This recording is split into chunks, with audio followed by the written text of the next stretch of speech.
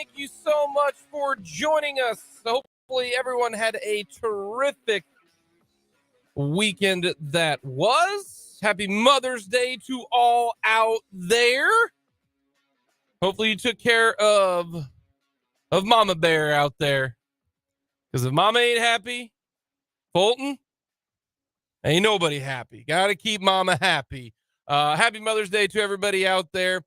And we've got a lot to get to. It is May the 15th.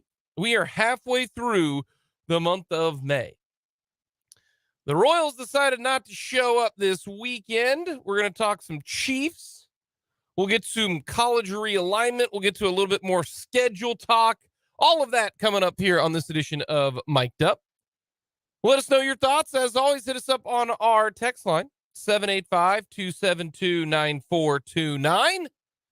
Let us know on the Fleming Place Wine and Spirits phone line. You can check us out on our website, 580wibw.com. Very simple, very easy. And you can just click the play button. You can go to YouTube. Let us know your thoughts as well in the comments section. Always enjoy listener feedback here on Mic'd Up.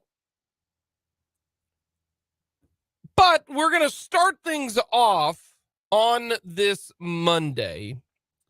And the Royals were in action. And quick recap of the three games. All right, this is just going to be as quick as I can get it here. Friday's game, Corbin Burns, really good. Really good. Corbin Burns, really good. Really good. Really good. He shoved. Royals didn't do anything, really, to be honest with you. They pitched okay, had a couple errors. I mean, you give up 4 earned runs in a game, you should be in it. Outside of Corbin Burns, I mean, you lost, whatever. When it comes to Saturday's game was the tougher one.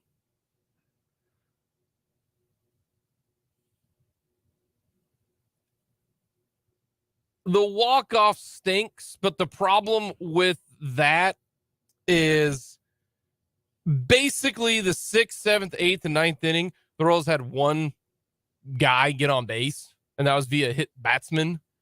And, they just kind of did what you do, like, bad ball clubs do. Some positives, some negatives. Greinke striking out his 1,000th guy. That's cool. I'm sorry. No, that's awesome. Really cool. He is now the 5th player in Major League Baseball history to do that feat. 5. And if you think about one of 5 dudes. Yeah, and name those 5 guys, Fulton. Oh, goodness. I cannot name you all of them off the top of my head, and I don't have it in front of me. I know Randy Johnson and Greg Maddux are on the list. I think Nolan Ryan's on there, too. And Roger Clemens. Roger Clemens. That's the other one. Wow, I can name 3 of those 4 without looking. I have impressed myself. Every single guy on that list, Hall of Famers. To me, you're underselling it. Those are not Hall of Famers. Well, I mean, those are some of the greatest of all time. There you go. Yeah. Like, there's Hall of Famers. And then there's... I'm sorry, real quick. When they allowed Harold Baines in the Hall of Fame, saying Hall of Fame lost a little bit to me, okay? Yeah, no. I get your point, though. There's Hall of Famer, and then there is one of the greats. And those are 4 of the greatest pitchers that this game's ever seen. And I think you can argue 4 of the greatest strikeout pitchers of all time. I'm not. Greg Maddux is not one of those guys. No, Greg doesn't count. The fact that Greg got to 1,000 honestly is kind of surprising to me, but he was so good at everything. Nolan Ryan, Randy Johnson, Roger Clemens are the greatest. 3 of the greatest strikeout pitchers of all time. I think they are. I think they're 1, 2, and 3. Yeah, and I agree. You throw in Zach Greinke. Like, if someone's going to be like, oh, let's play the game like, oh, one's not like the other. It's Greinke. He's not like the other, but he's with that group. That's pretty cool. That's pretty cool. Further Smith that Zach Greinke's going to be a Hall of Famer. But the offense. That was fun. The offense. That's what made Saturday really fun. Just didn't show up. Yeah. Sunday, great spot. You're up 4-1. Life is going good. And then all of a sudden, it's like Mike Tyson hits you with a right-handed uppercut. And you go walk, single walk. Hey, got an out. single, double, got a second out, and then a 3-run home run. Game was over. They went 0-3. Only one game was honestly competitive, and that was the Saturday game. The Royals weren't in it Friday. We're in it Saturday. Or we're in it Sunday. Brewers are pretty good. There's your little recap. Yeah. Don't care about wins and losses. Okay, there we go. We got done with the wins and losses. What about the development? Because this is what we care about. Bobby Wood had a pretty good series. He's figuring some things out. Home run, couple doubles, 2 runs, didn't have a walk. I saw I don't remember where I saw it, but someone said he should never ever swing at a first pitch ever again. I'm hoping he can acquire the pitch selection because, and I do believe it. I'm starting to believe in it. Either you're born with the eye of a pitch selection or you're not. And it can only improve so much. So yes, exactly. Like Bobby Witt will never get to Vinny Pasquantino. No, ever. Never. Not once, not ever, not going to happen. Vinny has an eye when it comes to the ball coming across the plate. You just can't teach that, okay? Oh. You just can't. So that is one thing, but it was it had 3 extra base hits in 3 games. That's pretty good. Rough go of it for Vinny Pasquantino. Got the old goose egg in the series. Not a huge concern. MJ, not bad. 3 of 9. Run, couple walks. Not bad. Michael Garcia. Had his first bad one. He had his first bad one, which happens. Literally is how this game is played. Not a bad. Nick Prado, man, he's swinging it well. He's so really good. Is. 4 of 11, couple doubles. That was great. Dozier's still playing, which sucks. He played 2 games. He did well when he was in there, but I don't care. I don't care if he does well anymore. He could go 5 for 5 with 5 homers, and I'm still going to be upset that he's in the lineup. Massey only played 2 games, 1 for 8 with a walk. Nate Eaton, my guy, he is just on the struggle bus. Yeah, he is. You got to get him out. They have no options. I would say that's the problem is you can't because you have no options. So they just need someone to get healthy. So it is what it is. We'll stay with the lineup real quick because we want to talk about development. The only person who does not care, I don't care about development because he's good and he's a fan favorite. No one's going to take his contract. If you trade him right now, I'm going to be upset because you're just basically saying we're going to get pennies on the dollar, and that's Salvador Perez. Salvador Perez is going to be an all-star again. He's so good. Salvador Perez is honestly right now a top 10 hitter in the month of May. He leads the league in homers this month. Yeah, he's got 9. He's been on a tear. 2 home runs in back-to-back games. Couple RBIs. Didn't play on Friday, which I have no problem. See, that one I don't have a problem with. Besides the whole, what's going on with Salvador Perez, I don't really know. It's his blurry vision. It's his eyes that he's had the issue with since 2020. So he's great. Yeah. He's great. Put Salvi in there whenever you want to. He's absolutely crushing the baseball. He will be Royals All-Star. One of the 2, I think. I think they're going to get 2. Maybe 3. I can see one pitcher potentially doing it. But he's going to have a real good stretch here. I think Chapman has a chance. I really do. He's got to be really, really good the rest of the way, but we'll have to wait and see. I hope that's the case because then they can trade him. That would be great. Honestly, he shouldn't be part of the team at the All-Star break either. He should be traded before then. So I take that back. Oh, thanks there. He won't be. So the Royals will probably have 2. Maybe we'll have to wait and see. Vinny P hitting it well. First base is tough. We'll have to wait and see. So that's the hitting side of things, which it wasn't bad. It wasn't great. The back end of the lineup still kind of struggling a little bit, but they're playing a lot of guys who normally would be playing if health were an issue. Do you want to get to the pitching? Do we have to? That's the reason why. I mean, it's just they're pitching, and it's so easy. And it's so easy to break down. They're just not good pitchers, and the problem is bad players. And it's twofold because when you do get a good start, then comes around that the bullpen gives it up. You know, And, like that's the thing that stinks. And it is because, like, Friday, there's no pitching analysis to Friday. It was a bulk day with the bullpen. You can't break those down. You can't. No. That's a rough day for majority of teams unless they are built. Like the Rays succeeded in the opener strategy because they knew they were doing it. And it was planned ahead. Yeah. You can't just go, well, we're kind of in a bind. We just got to do it for that day. Like, and listen, the bulk day, they did the best they could.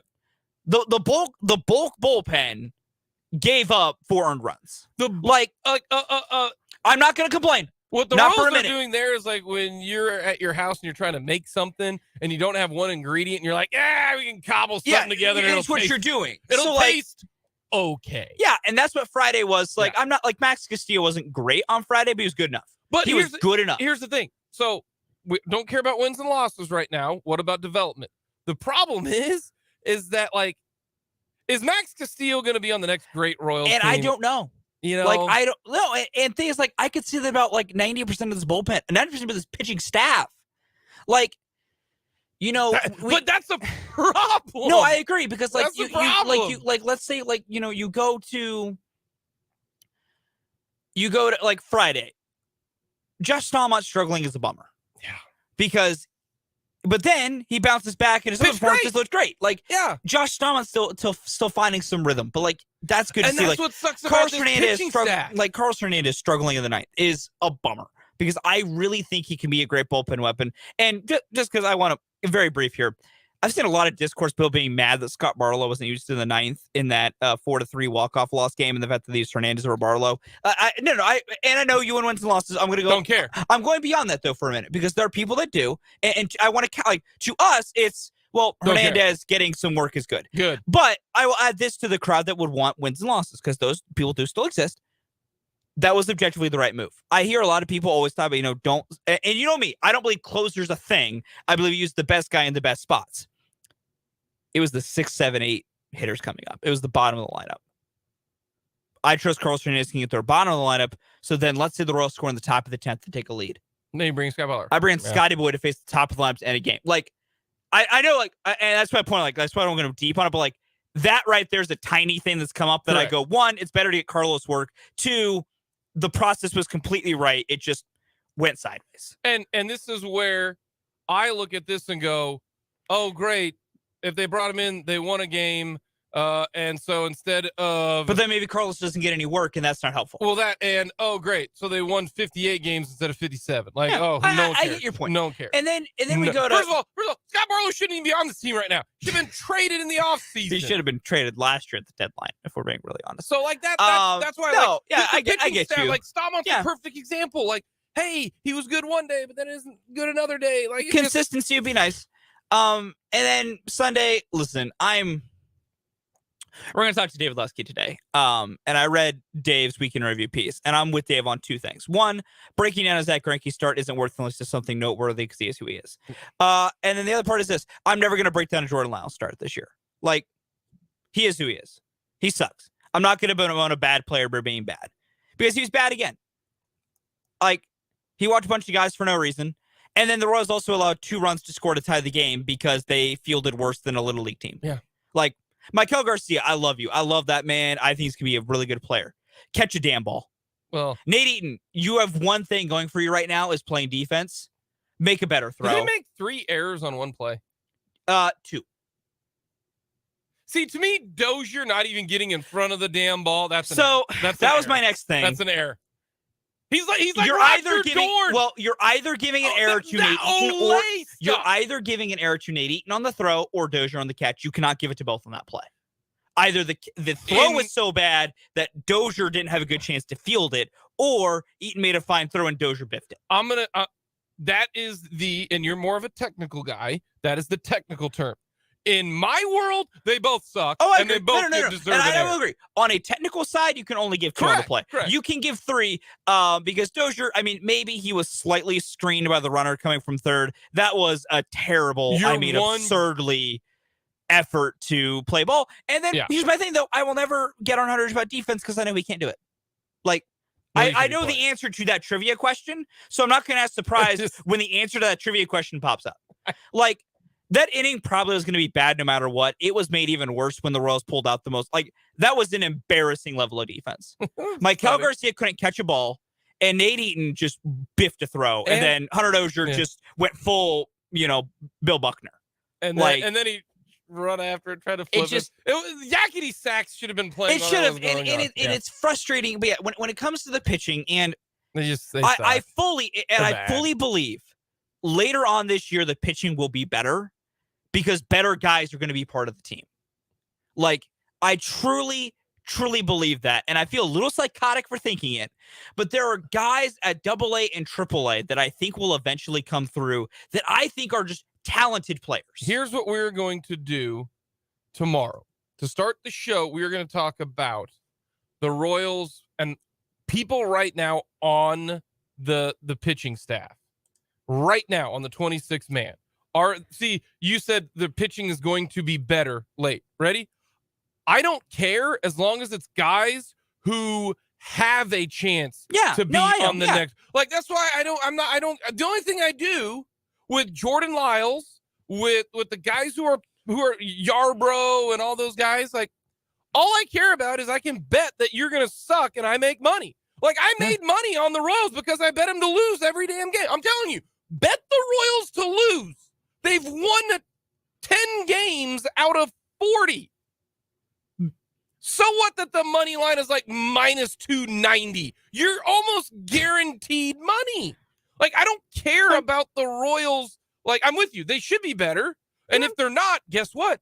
Those are guys who are going to be a part of the next wave that hopefully wins, if it ever comes. And therefore, that's a good thing. That is a good thing. Yeah. Like, my whole change, like the whole realization, I was on a golf course Monday and Friday, right? Nice little week for me, right? And I'm talking with people. Nobody cares about the Royals. Not a single person. I asked one of them, who is a pretty decent sports fan, I go, can you name me a Royals pitcher? They gave me Greinke. That's it. Yeah, it's like that. Just and it's annoying and it's frustrating, and that's why this series against San Diego is going to be fun because the 3 pitchers that are going to go this week are all young pitchers. Yes, there are going to be 3 of them in a row. You're going to get Keller. Which I'm not excited for that tonight, but who knows? He seems to find a way. I won't catch I'll have to wake up in the morning and be like, oh, final score. Yeah. Oh, come on, I'm going to stay up late for the San Diego game? Absolutely. It's a West Coast game, man. Yeah, 8:40 first pitch. That I love means it. Love every minute of it. Over at 10:40. I'm way asleep by that time. I'll watch every minute and I'll be up. Keller tonight, we'll see. Singer tomorrow. Yeah. And then I assume Daniel Lynch gets the final start. Yeah. He's gone through 3 rehab starts. He's up to about 80-some pitches. I have to imagine they're going to I can't imagine they're going to go with another bulk day. If he can go even 60 pitches, you get him out there. Oh, yeah. As long as he's healthy. Coming up, weekends, takeaways, and fails, and then we'll talk a little Chiefs schedule.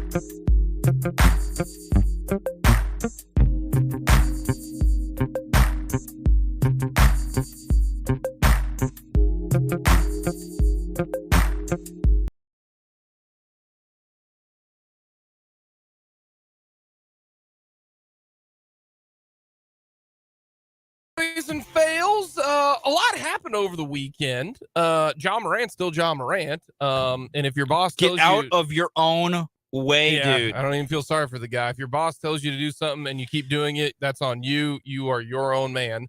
So that's your deal. Jason Tatum's really good. Jason Tatum is the best basketball player that you don't know about. Like, everybody knows about Steph and LeBron and Giannis and Jokic and Embiid. Nobody knows about Tatum. He's so good. He's really, really good. That was fun. Celtics and Heat, that'll be kind of interesting. Can an 8 seed make the finals? That's kind of wild. I thought that was good. Also this. Okay. First baseman for the Red Sox last night. I saw this today. It was Mother's Day, but Tristan Casas, I believe is his name. Sure. He's the first baseman for the Red Sox. This was how the question was posed on national television to the first baseman of the Red Sox on Mother's Day. 3-0 to Gorman. You know, we had Alex Cora on. I know your mom passed away when you were young. What does Mother's Day mean to you and your brother? Yeah, you know, what happened was unfortunate to me, but I have so many mother figures in my life.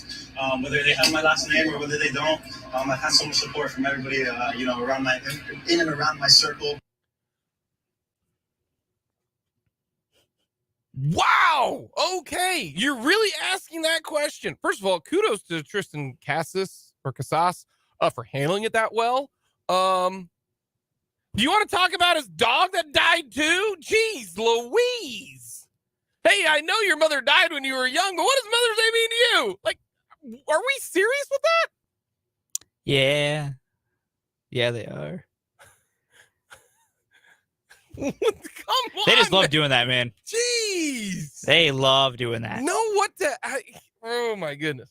You got anything that happened over there? No, it's John Man. Get out of your own damn way. Like, stop this. The dude could make so much money and be so good at basketball. Yeah. It's going to be ripped away because he's being a fool. Yeah.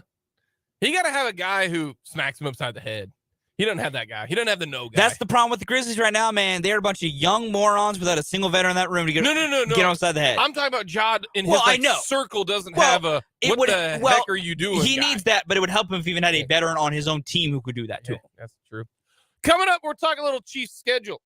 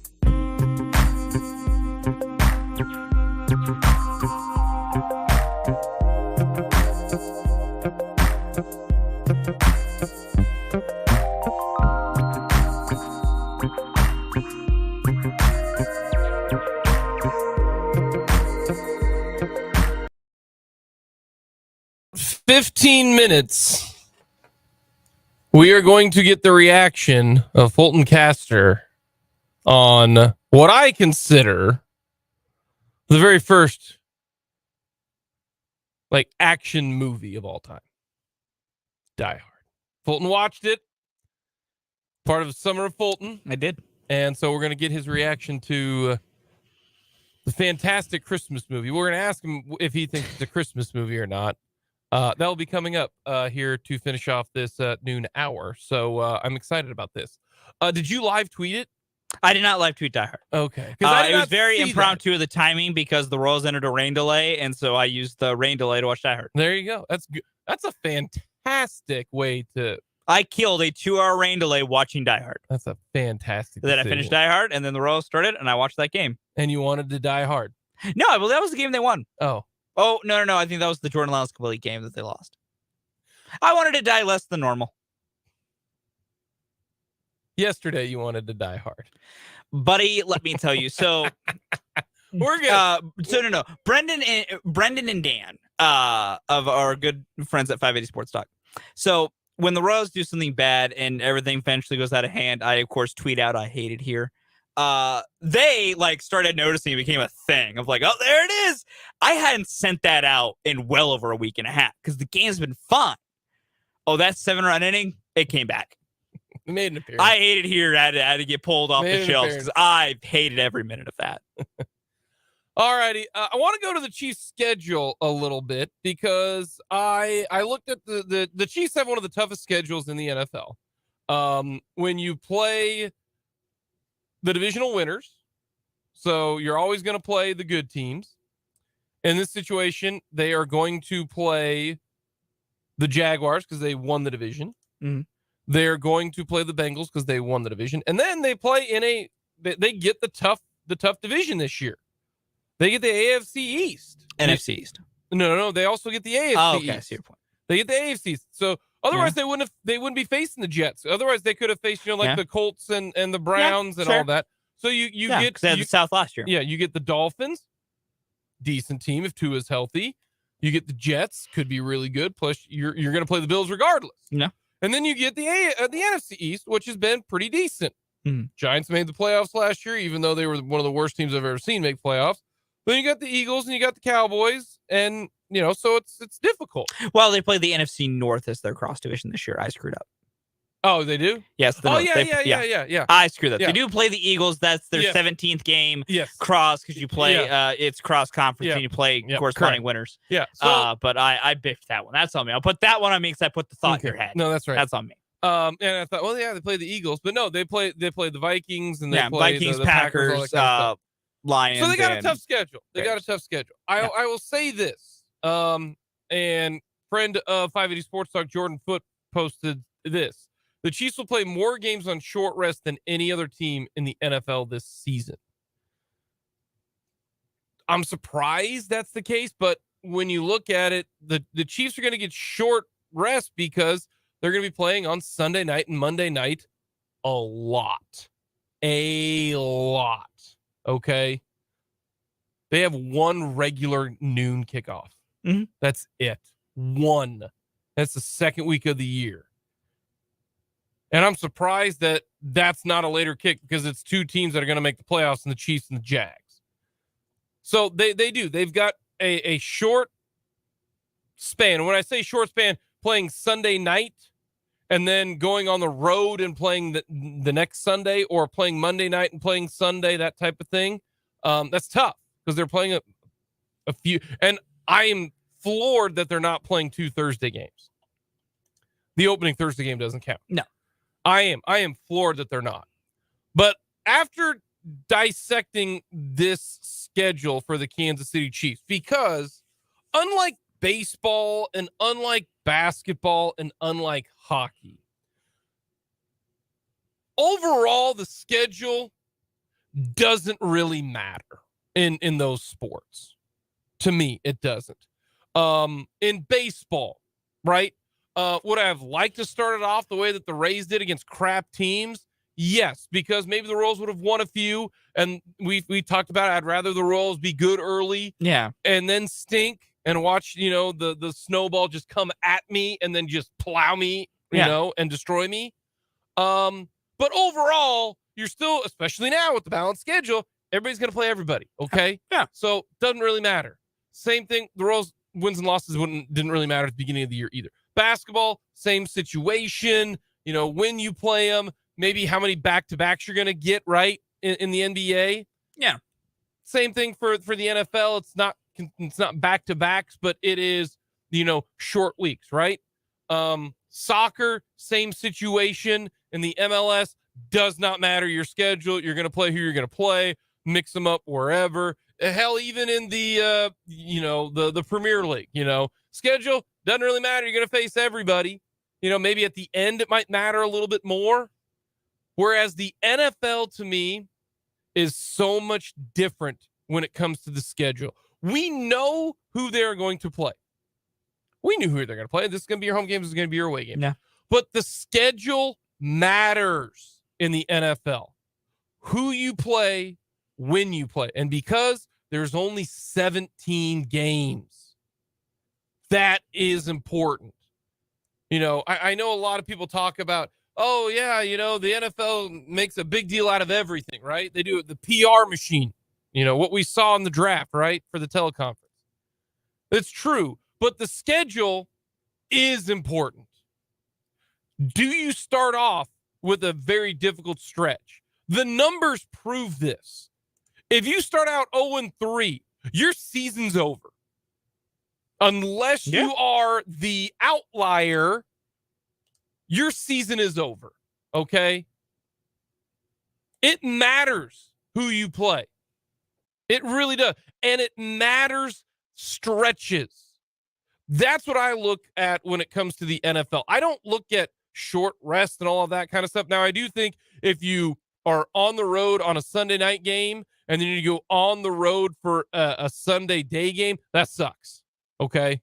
Like back-to-back road games and you're a Sunday nighter, that's what I look at. Or if you're on the road on Monday night, are you at home the next week? Most of the time they don't allow that, but sometimes there are scheduling quirks, right? If you're on the road on a Sunday, like the Chiefs get a great situation, home on Thursday night, and then next week they're home against LA. That's a great situation. So the schedule, to me, I look at the number one thing when it comes to the schedule releases. Do they have just an insane, difficult schedule stretch of like 4 or 5 games? Is it really, really, really hard? And I don't see one this year. It's pretty much spread out to me. I think the hardest stretch this year is probably going to be at the Jets, at Minnesota, home against Denver. And that Denver game is a Thursday night game. That's how I look at that. Might be the toughest stretch for the Chiefs. 2 road games, and then you've got a road game, and then you quick turn around and you play a conference opponent. And the reason why I say that's a little bit tougher, the Denver Broncos stink. Jake, you've been telling me that the Denver Broncos stink this entire time. Well, it's a new coach, and it's Thursday night. I know it's at home, but man, anything can happen on a Thursday night. At the Jets, Sunday Night Football. At Minnesota. Minnesota is not a walk in the park, and it's a road game. Plus, it's back-to-back road games. Like, I think that might be the toughest stretch. And the next one, I can see it being home against the Chargers, but you got that mini bye after that Thursday, and then it is at Denver, and then you got to travel to Miami, or travel to Germany and play Miami. Like, I don't see a daunting 3-game stretch for the Chiefs. The last 2 games might be the toughest, honestly. Home to Cincy, at the Chargers. And the reason why those 2, that's the toughest back-to-back game stretch, but that's pending that the Chargers are actually going to be a decent football team. And we never know what the Chargers are going to be. We don't. You just don't know. Otherwise, I like the Chiefs' schedule. I really, really do. I think the Chiefs' schedule, it's not overwhelming or daunting. They open with Detroit, then at Jacksonville, but then you got the Bears. Yeah, what I mean? There's not any particular part of this. I like this schedule. Like, if you look at it, there's no particular part of it where you go, like last year when the season began and they faced, some really good teams off the bat, and you're like, if they make it through this, at 3-2, we'll consider that a win because it's so tough to win so many games in that stretch. And some of the teams, you don't see that this year, and it's reflected in a lot of things. I mean, when the schedule was released, the Chiefs were the only team favored in all 17 games. Like, they're in a real good position with how everything shook out. Because also, think about what they have set up for every big matchup. One, they're all coming to Arrowhead. Yeah. Buffalo, coming to Kansas City. Cincinnati, coming to Kansas City. Philadelphia, coming to Kansas City. Like, you're getting Buffalo and Cincinnati later in the year. You get Cincinnati after the Christmas Day game, which kind of, throws off. But, like, that's, I believe, a Monday to a Monday. I could be wrong. No, Monday, Sunday. Monday to a Sunday. Yeah, okay, I was wrong. But I mean, even then, you're playing noon at Christmas on a Monday, too. But those are both home games. They are. You don't so have to there's no travel. travel. Yeah, that helps. Think about Philly, which could be one of if not the toughest matchup on the schedule. They got to take on Philly. Not only do you get that game at home, get it off the bye. Yeah. And where Andy Reid historically dominates after a bye week. What are the 3 toughest opponents are what? Philly, They're Philly, Buffalo, Cincinnati. Okay. Philly, you get them off the bye. Yep. The next game, 2 games, the Raiders and the Packers. Sorry, I'm not too concerned about the Raiders or the Packers this year. No. Perfect. Okay. Then you get Buffalo. Next 2 games, Patriots and Raiders. Really not worried about that. Not that one. Then you've got the Bengals on Sunday. And December then after 31st. that, you get Week 18 against the Chargers, which, depending on some things go, you really don't care about that. Yeah. So it all really shook out really well. It really does. And I think the start of the season for the Chiefs, as long as they don't pull an Indianapolis Colt, okay, where they lost to the Indianapolis Colts, where they had a complete malfunction, junction, if you will. And that is possible. The reason It's why always possible. because it's the NFL any given Sunday, right? And also, I mean, we know this with the Kansas City Chiefs specifically, if they think they can try and beat a team with the C game, they're going to do that. And it's frustrating, but as we've always said, the regular season is a means to an end. Do you think Jacksonville is that scary? That's my question. They can get you. Okay. They can get you. But to me, the Chiefs have, in their first 7 games, one real, true, losable game for me. And that's at the Jets. I think they're going to beat Detroit. I think they're going to beat Jacksonville. The Bears stink. I think they'll beat the Vikings. They'll beat the Broncos. They're going to beat the Chargers at home. They'll beat the Broncos again. Like, I think the Chiefs could very well start out 8-1 going into the bye. Yeah, and I want to put this caveat out there because a lot of people point out different areas. You can't predict how things will go in the season, and there are teams that are often perform better than expected, and there's a lot of other random things that can happen. So I'm going to put that general caveat in front of these discussions. Yeah, but given the data we have, this is what we have to play with. Yeah, like everybody thought the Buccaneers were going to be great last year, and they weren't. They weren't. But everybody thought the Broncos were going to be good. This year. They suck. Well, let's also point this out too. Like, everyone thinks the Jets are going to all of a sudden be good because of Aaron Rodgers. There's no chance the Jets are good at all. Yeah, because Aaron Rodgers, last time I watched him play football, was a bum. Yeah. Looked like Father Time got him with a good old right hook. All those times with, all that peyote out in the desert was causing a problem. I think the Chiefs are going to start at worst 7-2 before they go to the bye week. If everything sits out and everyone plays to the level I think that they'll play, if no team all of a sudden surprises me to their level, and if the Chiefs play at a level that I think they'll play, because that is also its own little factor. I think 7-2. I mean, what? To the bye. Yeah, I mean, what? I mean, you drop at New York, maybe, and Chargers, Dolphins. See, I was going to say Vikings. Either way, you find just 2 losses there. I'm sorry. Until Denver shows me they can beat Patrick Mahomes, I'm not going to say Denver's going to beat Patrick Mahomes. The Chargers game is always tough. We always like to note that. Chargers at home, though, gives you a little bit of an edge, but Detroit on the opening night, listen, Dan Campbell's team is feisty, but you're giving me Andy Reid an entire offseason to plan for Dan Campbell. I look at this. I think I will say this.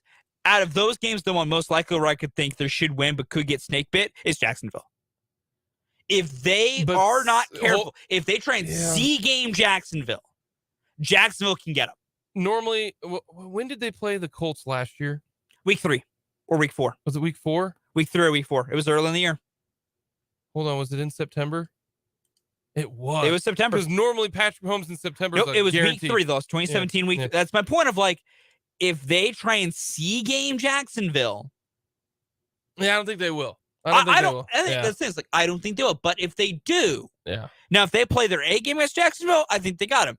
I would not put Chicago on the level of I think C-gaming you can beat them. It's at Arrowhead, and then listen, I think the Bears are on an upswing, but they ain't even close to what they need to be. I look and I'll clear this too. An upswing for the basement. Yeah. They've climbed onto the first step out of the basement. I look at this as 12-5, the worst they can do.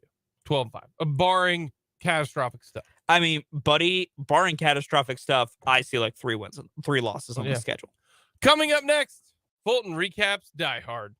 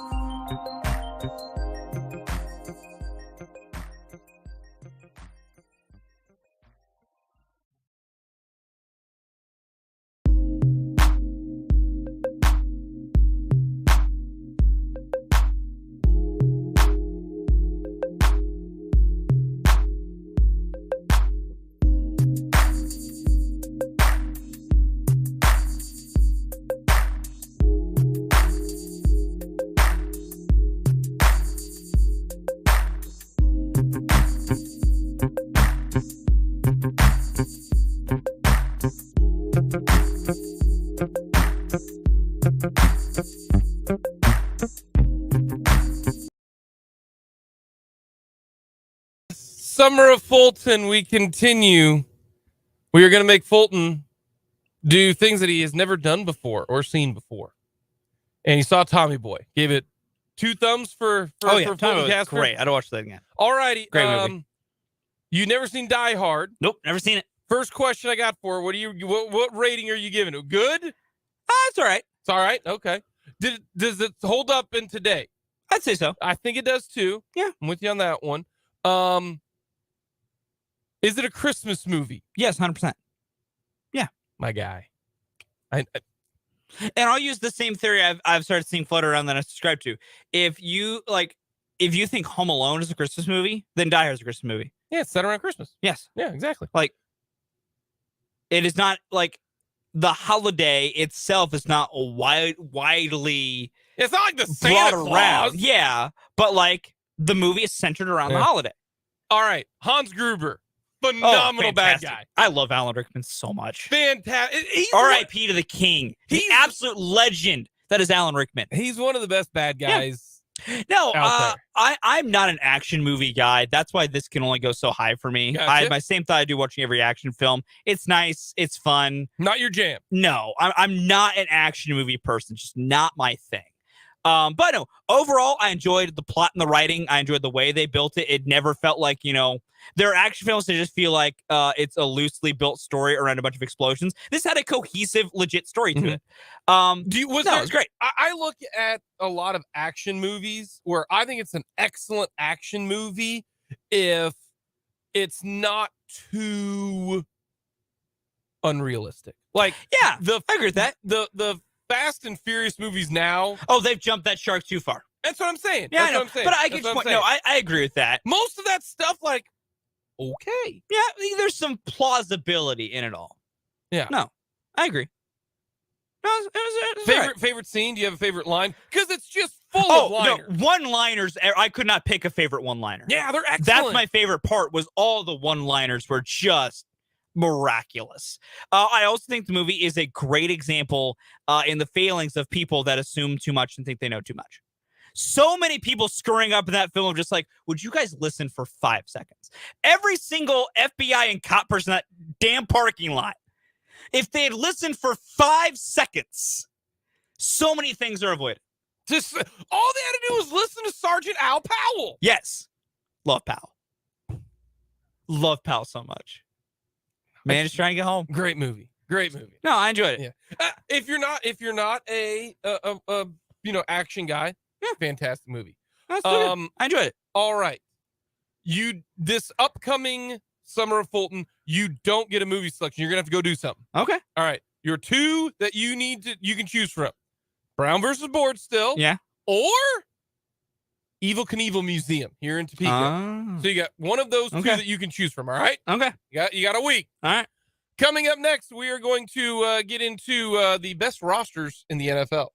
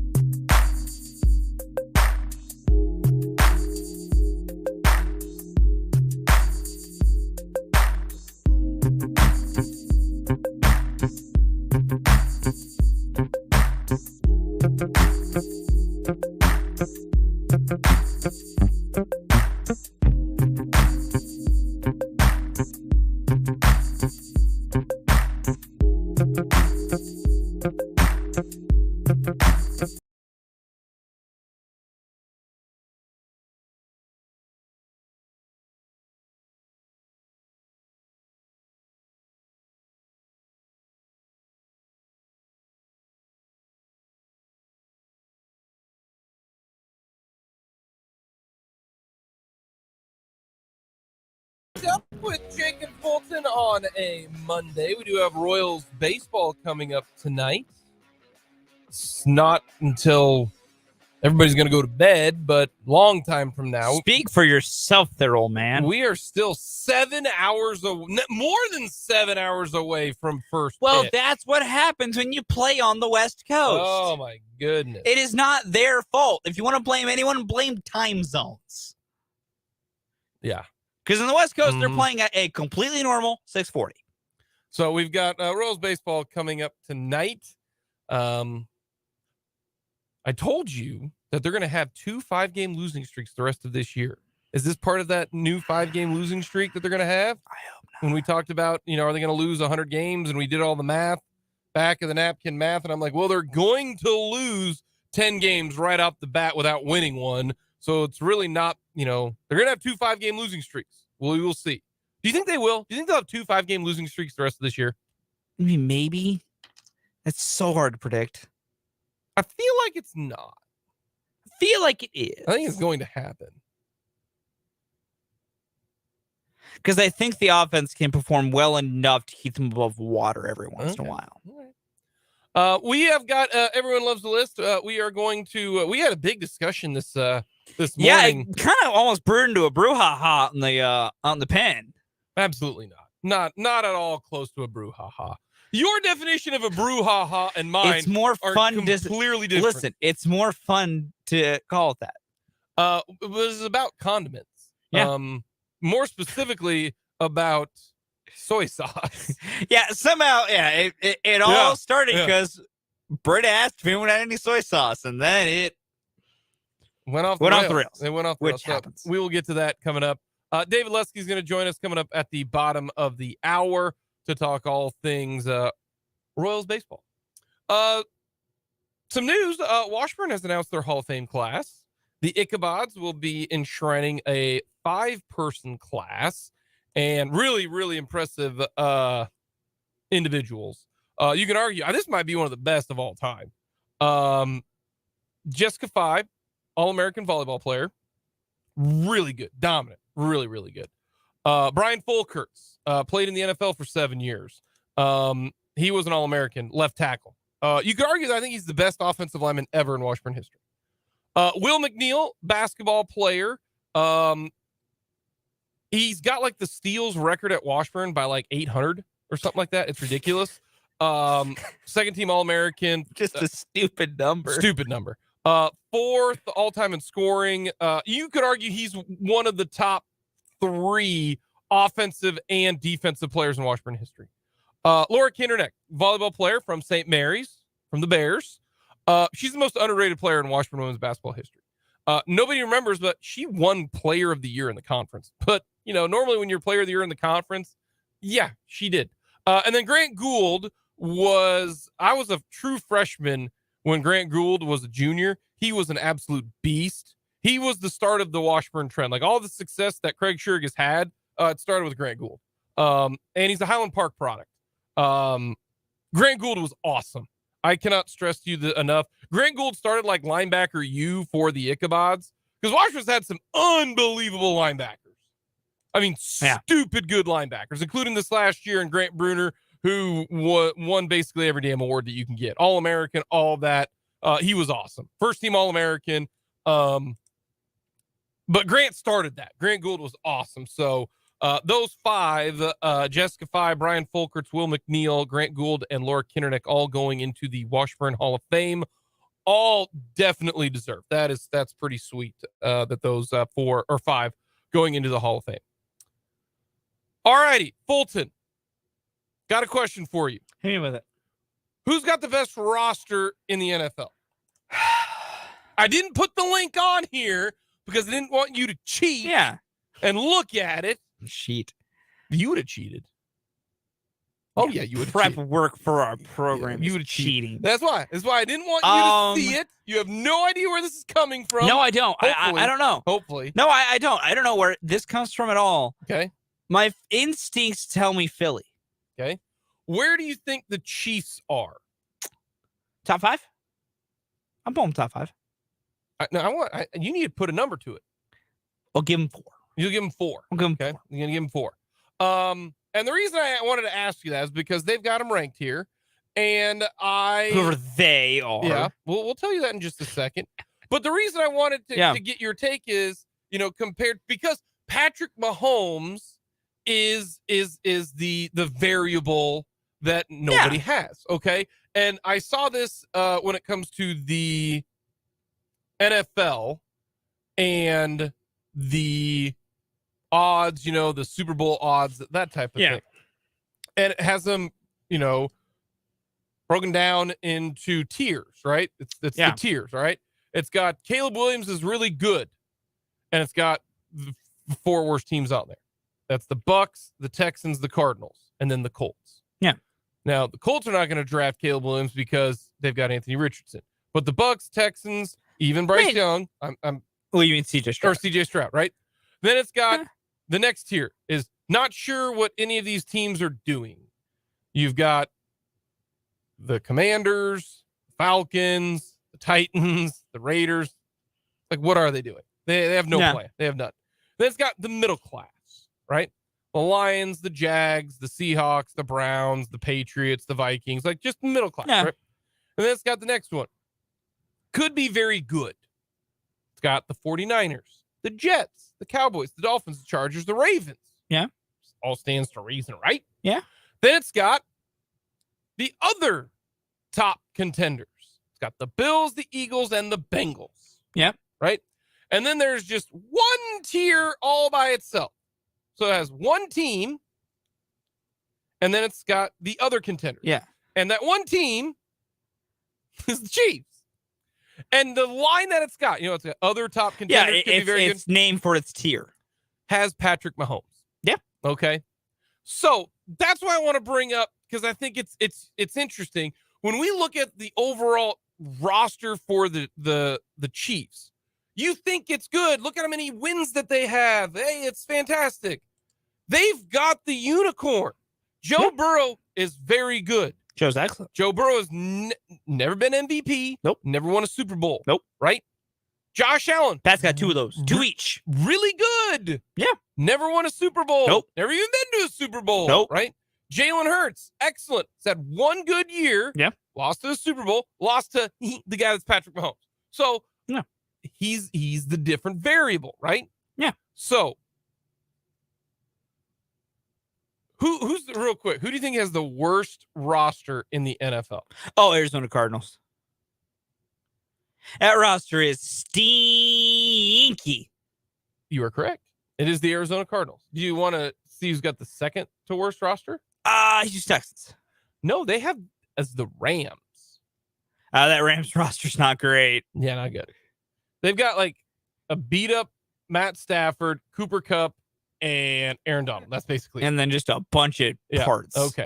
So you got the third. So who do you have with as the best roster? Because I'd say Philly has the best overall roster. Top to bottom, I'd say it's Philly. And the number one roster is the Philadelphia Eagles. Like, you look at that thing top to bottom, it's just a bunch of dudes. Yep. Says here their biggest strength, the trenches. Yep. No surprise. Their O-line's good. D-line's excellent. Yep. Great lines. And they just added to it.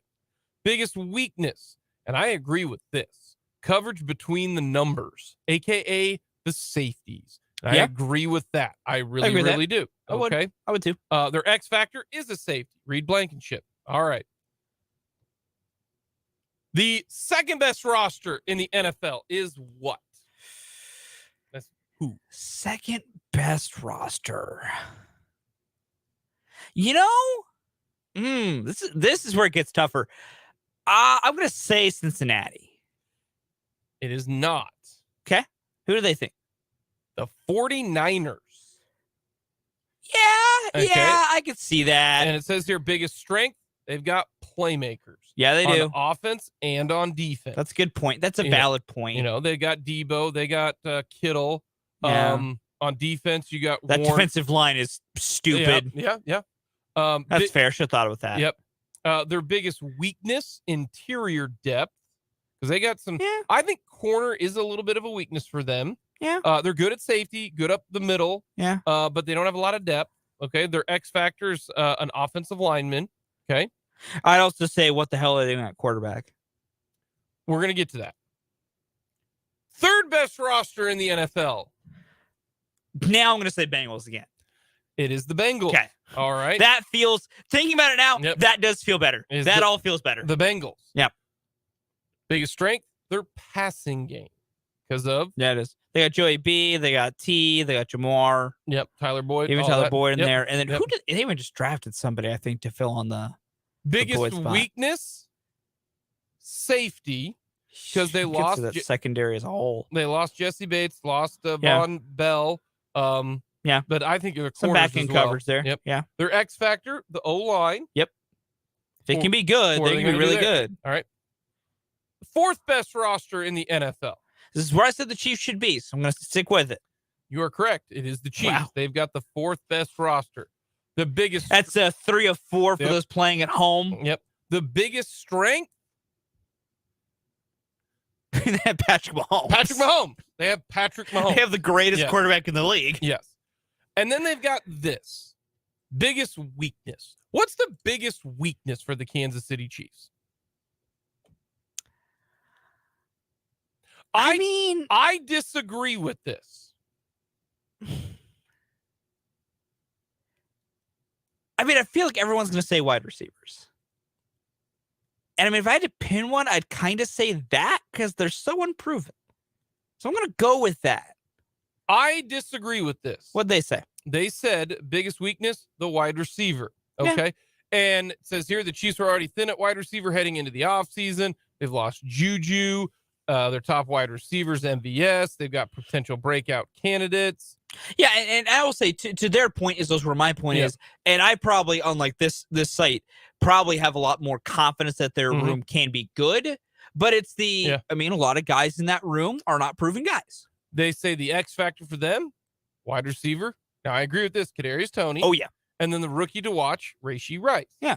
So here's my thought process here. One, I've completely changed my thought process, and I did last year, but after the year that Patrick Mahomes had, if it's involving Patrick Mahomes and wide receivers, I don't know if you know this, are involved with Patrick Mahomes because he throws them the ball. It will never be a weakness until I see it with my own two eyes. Yeah. It is not a weakness. It's not a weakness. Okay. If you want to say lineman, I can see that, but we know that sacks are not just an lineman stat. Yeah, they're a combo stat. stat. Okay. Yeah. So really, unless I see it with my own two eyes, there is not going to be anything that I am worried about as long as Patrick LeVon Mahomes is healthy. So I disagree with wide receiver. I think they're going to make it work. And if your biggest weakness is involving Patrick Mahomes and then throw in Andy Reid, like just look at the Super Bowl last year. I get it. They had 2 weeks to prepare, and Patrick Mahomes on a bum ankle was putting the ball on the money and was able to do everything in the second half. Now, look how wide open they are. That's also adding in Andy Reid. So I disagree with all of that. If I had to choose biggest weakness for the Kansas City Chiefs in 2023, it's the safeties. Because I don't know if Brian Cook is going to be that guy. I think Reid isn't as good as maybe a lot of people think. Okay, I see your point there. Edwards is coming in as a free agent. Won't know the defense as well. Yeah. Corner, I think is good. Linebacker, adding Drew Tranquill along with that really elevates that helps man. out. I think the D line, because I think instead of looking at interior and exterior guys and edge rushers, just know that I think they got 7 good defensive linemen. Yeah. Jones, Amenahu can play inside, can play outside. I think Karlaftis, I think Dana, Nadi can be a space eater. Felix Uzama. So I think that they got some guys up front. So I would go with safety. So when it comes to all of that, when you look at the best rosters, there's a reason why the Chiefs are in their own category right now, is because they do have a top 5 roster. And they're doing it with the best quarterback. Mm-hmm. Personally, if you think the Bengals have a better roster than the Chiefs, so be it. I will take Patrick Mahomes over Joe Burrow any day of the week. Mm-hmm. And so far, it has shown that's the case.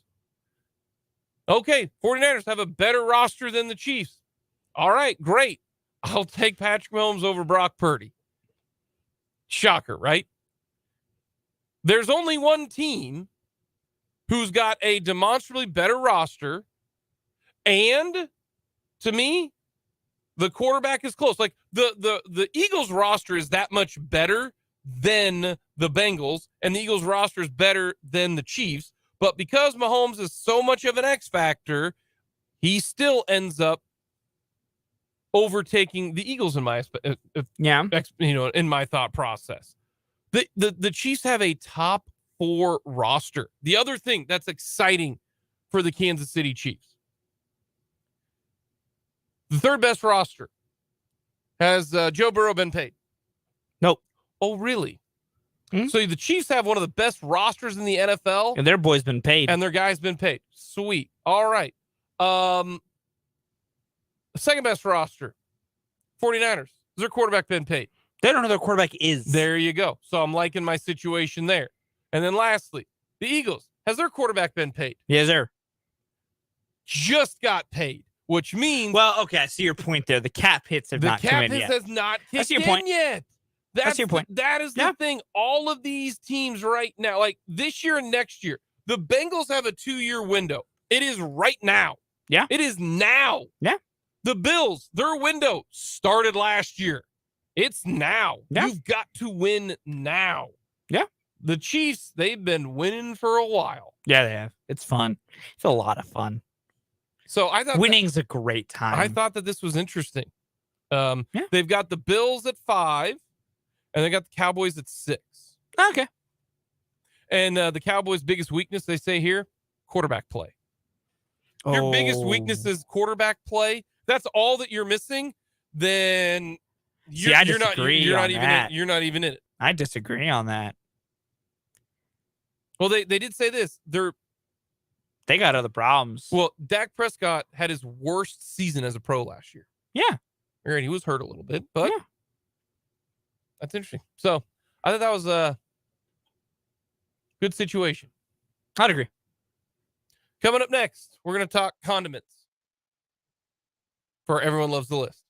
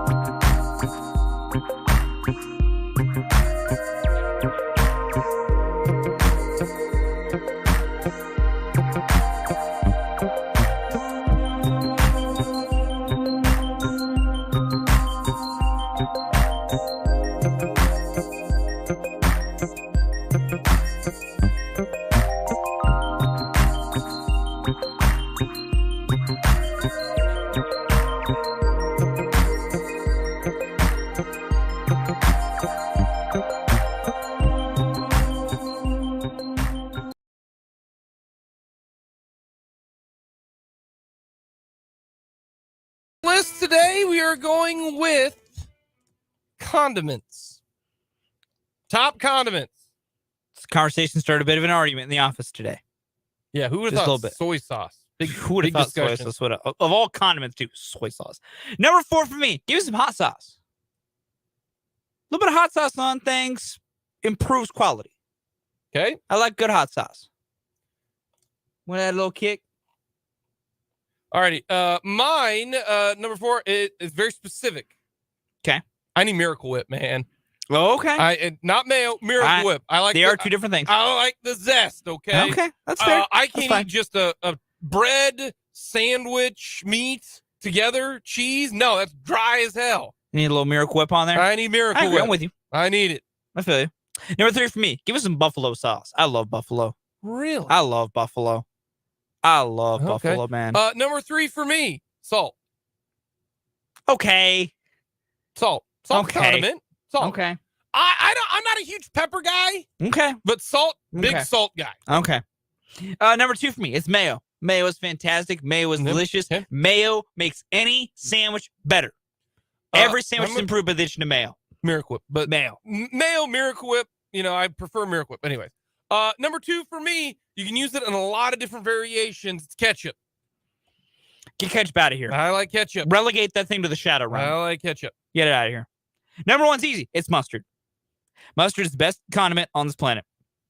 Put it on a burger, fantastic. Put that baby on a hot dog, fantastic. Alrighty.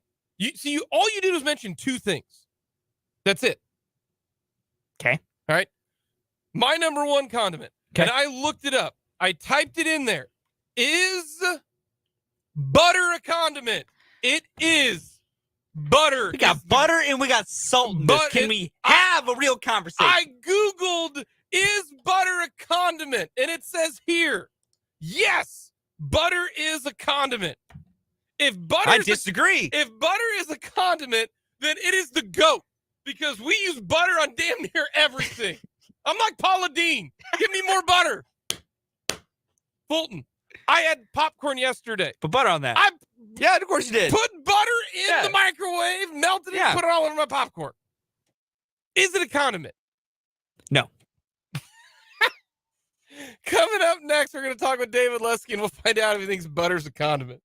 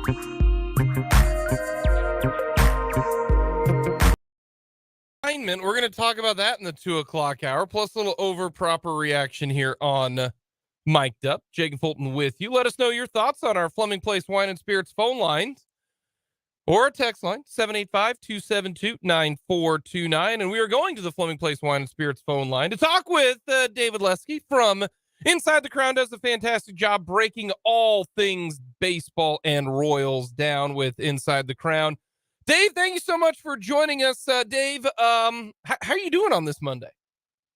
I'm good. You know, I'm watching the Royals, so it's not the best, but I'm good. How are you? I'm doing well. You have no clue the very first question that I'm going to ask you right now. I don't. Now I'm terrified. So go on. We got into a be prepared, Dave. Be prepared. We got into a discussion. So it's really a 2-part question here. We got into a discussion this morning about condiments. Okay. It all started with soy sauce. Okay. But then we just had our. So my question for you is, what's your number one condiment? Whew, God, that's a good question. Man, I probably would say honey mustard. Okay. That's a good call. Just Versatile, because it's versatile. so versatile. Yep. Yeah. But man, I mean, we could talk condiments. I mean, it's better than the Royals, right? I mean, there's also, what do you consider a condiment? There we go. Because now is sweet and sour sauce a condiment? Oh, 100%. You know, I don't know. 1,000%. Sweet and sour sauce is a condiment. So now we're getting into my question here. We each did our list of our top 4 condiments, and my number 1 condiment has caused quite the stir here in the office during the commercial break. I went around and asked because Fulton you're not as passionate on whether or not my number 1 condiment is a condiment. Talked with a couple other people. Now, Dan Lucero, very anti, Jake, that's not a condiment. Brendan, kind of middle of the road. Is butter a condiment? Ooh. So, while you were, I just Googled a condiment from the Oxford Dictionary is a substance, and then it says salt or ketchup, that is used to add flavor to food. Does butter add flavor to food? There's your question. If the answer is yes, it's a condiment. If the answer is no. What is your answer then? I'm going to ask you that question. Do you think that? I don't think it adds flavor to food, because I think it enhances food, but it does not add flavor to food. Now, a compound butter, you might be able to argue is a condiment. Here's what I'll say to this, because we're just apparently on this now. This is our, listen, anyone listening, this is where we're at. We'll eventually get off this tangent, probably, who knows. So if you're making toast, like let's say you've made toast and you put butter on the toast, are you not adding the flavor of butter to your toast? What does butter taste like? Delicious. You know what, Dave? That's good. That's a good point. I rescind my comment. No, that's a good point. The answer, if your answer to what something tastes like is responding with what it is or saying delicious, then there's not flavor. I love butter. It's true. It boosts the food around it, but it doesn't have flavor. I think it is a condiment because it does add some flavor to it. It gives it some zing. It gives it What flavor does it add, Jake? It adds butter flavoring to it. What did I just say? Some things are just you just can't explain. How does the positrack on a Plymouth work? You know, why is the sunset pretty? Like, it's just the way it works, man. I don't make the rules. All right. So yeah, right. That's what we've been discussing today. Before I looked it up, I probably would have said, yeah, sure, butter's a condiment. Why not? Now that I've seen the definition, no, I don't think it is. Well, according to Google, it is. Better question, is butter a carb? Well, now we're getting like never mind. It's for Mean Girls. I'm just never mind. That's a good reference, Dave. It's a fantastic top tier reference. I'm too old. I got for mean you. Girls. I'm right there with you. That was good work. You think you're too old for Mean Girls? Yeah, that really wasn't. You know, come on, dude. When did Mean Girls come out? Age. Yeah, so it's weirder that me and Dave are simpatico on this than you two are. It came out in 04. It was I was in college. I wasn't watching Mean Girls in college. You should have. It was great. Very fun movie. Very fun. I know. I've seen it. I just am not as I'm entrenched. I'm against you at all costs today now. Alrighty, are you against me in betting against the Royals because they will make you a lot of money? In the long run, yeah, you're gonna make some money betting against the Royals. Although the odds aren't great, so it's like, it's been, yeah. How would you describe the series against the Brewers? Were they competitive? Were they competitive? Yeah, I think they were competitive. Not like from start to finish, but look, on Friday night. If you have to decipher it by, well, not the start of the game and the end of the game, but they were kind of in the middle. Well, no, I think Friday and Saturday were good games. Sunday, it started well. Obviously, it didn't end well. Actually, it ended quite well. With a couple home runs in the ninth inning. It just, the middle part was the problem. Yeah, I mean, I think Friday and Saturday they competed. Look, Corbin Burns, I thought had really, really good stuff on Friday, but was just not having a really hard time locating, which happens. They worked him, I thought, exceptionally well offensively, and I think that Josh Taylor and Max Castillo duo did a better job than you probably would have expected going in. And then Saturday, obviously, was a very competitive game. It came down to the last batter in the bottom of the ninth. So, I think that I don't think the Brewers showed to be better than the Royals as much as the Royals showed to be worse than the Brewers, which I know is sort of saying the same thing, but it's also not. Because I believe the Royals beat themselves. I think Friday the Brewers won because they had the better pitcher on the mound. It's just simple as that. Like it happened. Those games typically wouldn't have been as big of a deal. If they're not 12 and whatever they were coming in, you don't think too much about it, right? It's just kind of, it happens. Saturday, I think that they did some things to lose. Sunday, they absolutely did some things to lose. So I really, that's almost encouraging though, in some ways, because you go, okay, well, there's just things to clean up. But anyway, yeah. The lineup right now just it's a terrible spot to be in if you're just a generic fan, because they're not good right now, but you can see the development, you can see the flashes of this baseball team, but they're not good enough to compete. Whereas on the pitching side, I would. Or do you let think, me interrupt real quick. I think the lineup right now is good enough to compete. I mean, they lead the majors in runs scored in May. They have the best weighted runs created plus in the majors in May. And I know it's only a month. It's 13, not even a month. It's 13 games. 13 or 14, 13. They've been pretty darn good now for more than half of their season. They are, since April 22nd, and it's a totally arbitrary date. I will fully admit that. I think I've said this to you on the air. I know I've written this. I was told by a former Royals player years ago, when a team faces an elite pitcher, sometimes they get on track the next day. And so I hear that in the back of my head periodically. They got shut down by Shohei Ohtani on April 21st. Since then, they've been a top 10 offense. I mean, in baseball, not in the American League, in baseball. By the numbers, there's some ways you can finagle that and argue that they haven't been in top 10. But by the numbers, they've been top 10. I think that their offense has been good enough to win some games. It's been the pitching more often than not. The offense, they have struggled at times because offenses will struggle. I mean, look, the Rays, you would say the Rays have probably the best offense in baseball, I would assume, right? They're one or two. Yeah, okay, top five. Let's top five, you can't even argue it. They went up against the Orioles last week and scored 6 runs in 3 games. So the Royals, with their offense, played the Orioles and scored 6 runs or more in all 3 games that they played. So it shows a couple things. One, good offenses can struggle. And 2, I think the Royals have a pretty decent offense. I think they've done enough to win, honestly. So at the beginning of the season, was this what you think this offense could do? Yeah. Okay. This is kind of exactly where I thought they'd be. Okay. Bad starting pitching. The bullpen's been pretty solid, and it's hard to say. It's hard to see that without looking deep into the numbers that they've been solid, but they have been.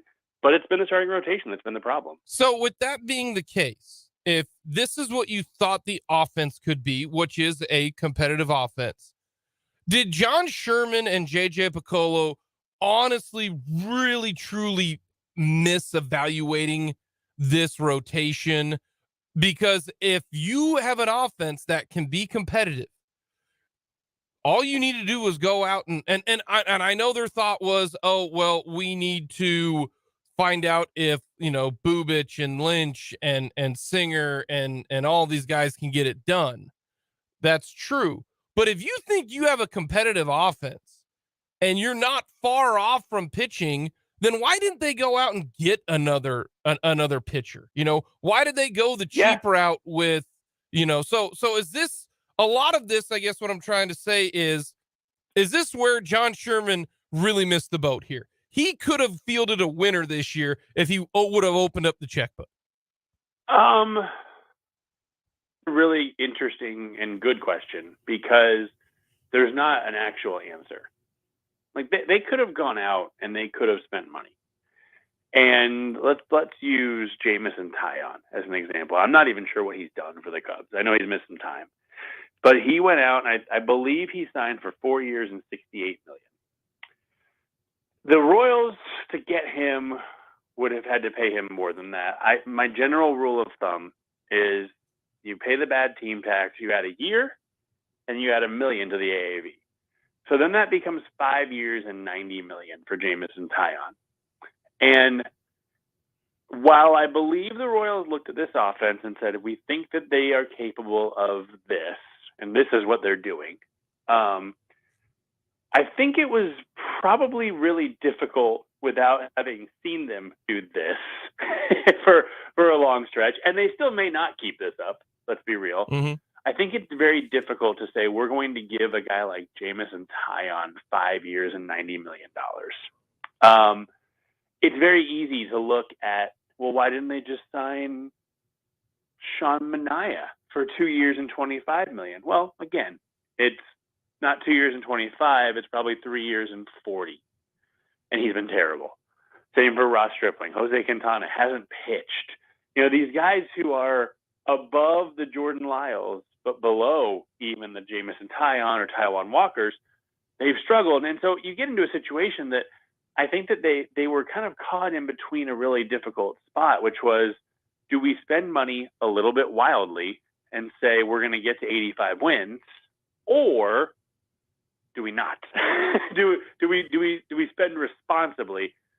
We can argue for a while if Jordan Lyles for 2 years is responsibly. I would say no, but also $17 million is not very much. I mean, Jordan Lyles got for 2 years what Jamison Tyon is getting every year for the next 4. Mm-hmm. So it's also not that much money. It's still a bad deal, but so it's tough to answer that question just because there are multiple answers. If they had gone out and gotten Jamison Tyon, again, I literally have no idea what he's done this year. I saw he had a 5 ERA, but it was like through 2 starts, so I don't remember.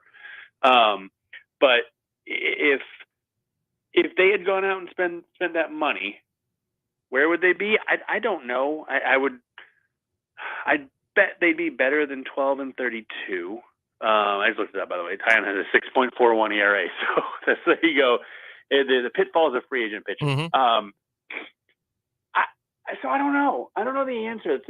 It's an interesting thought exercise, and I wish that I really wish that there was a way to just run it outside the park, out of the park baseball, and run simultaneous seasons to see how it would have gone. But yeah, I don't know. But I will say this: if the offense keeps, maybe not this up, I'm not saying best offense in baseball like they've been in May, but if they are a top 12 offense at the end of the year, or even if they're just a top 12 from April 22nd on, because their first 20 games were really bad. I mean, it can cause some numbers evaluation issues, I think. If they get to the end of the year and they're a top 12 offense and they go out next season and they sign the I don't even know who's free agent next year, but the 23-24 free agent equivalent to Jordan Lyles and nobody else, I'm going to raise hell because they have the offense to win and they need to do something with it. On the flip side, and I know I'm going on for a million years, so sorry about that. We can get back to condiments in a minute. But on the flip side, they've gotten, 4 good starts from, I think maybe 5, from Brady Singer, Daniel Lynch, and Chris Bubich this year. Their game 43 is, 7 hours away? And they've gotten 5 good starts from those 3. Lynch hasn't pitched. Bubich pitched 3 times. Twice were good. Singer's been terrible outside of 3 starts.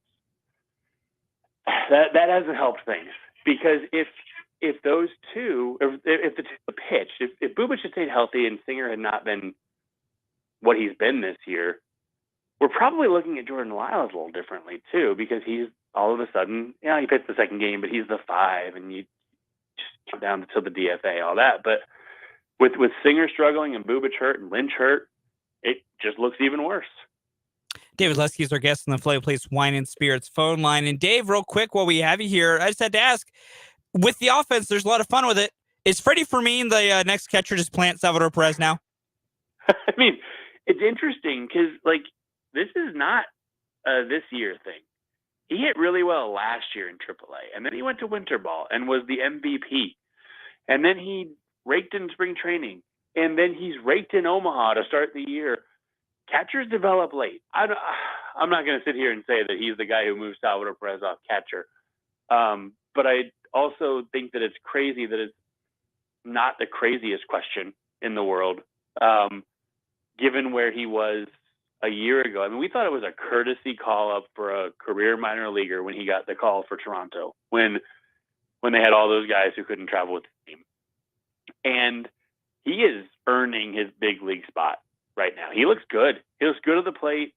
You know, hey, these are good problems to have.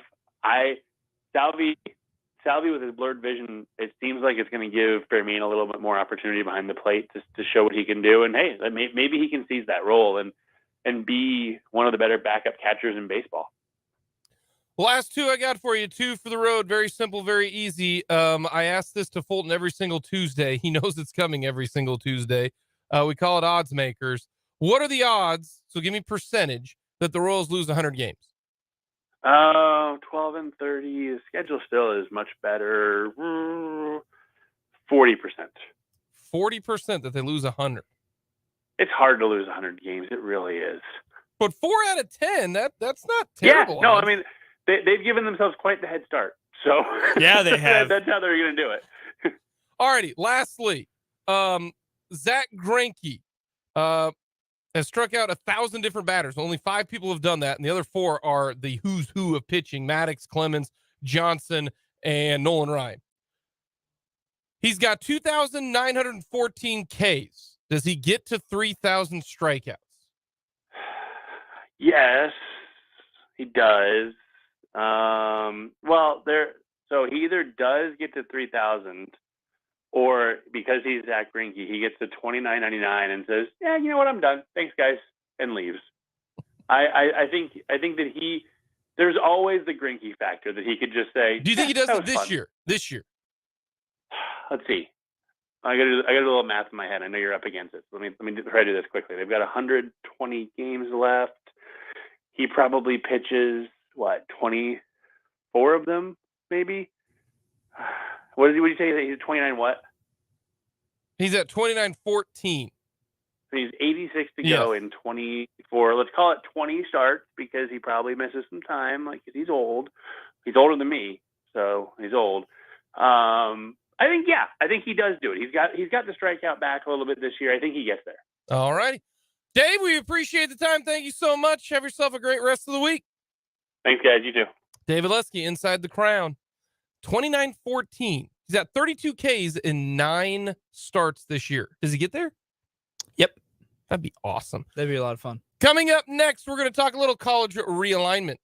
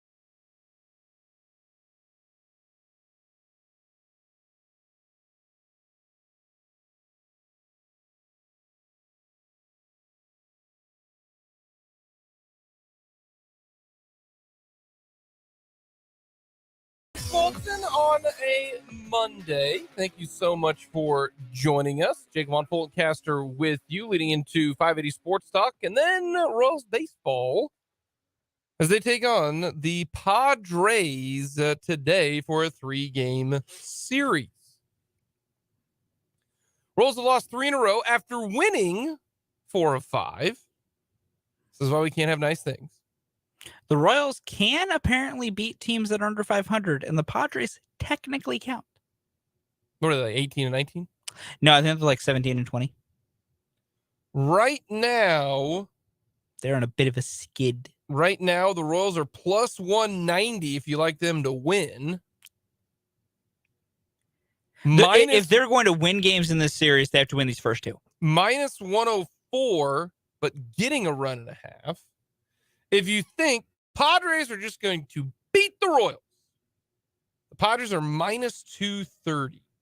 And for those of you who have the FanDuel app at their disposal right now, I can tell you this, minus 230. What, the best odds in the night? Are by far the best odds of the night. Yeah. The next best odds after minus 230 are the Diamondbacks at minus 215, and that's because they're playing the A's. But as we found out, the A's beat the Royals in a series. They don't have a better record, but they beat them head-to-head. Yeah. So there's your thoughts. Michael Waka is going for the Padres. Also wrong. They're 19 and 22. So that is the lineup today for the Royals. We'll get to some Royals baseball coming up to finish off this hour. We've got a little overreaction, proper reaction. Hit us up on our Fleming Place Wine and Spirits phone line. Also the text line, 785-272-9429. Hit us up on our YouTube page. Go to youtube.com. Sports on 580. Very simple, very easy. Hit the subscribe and like button as well.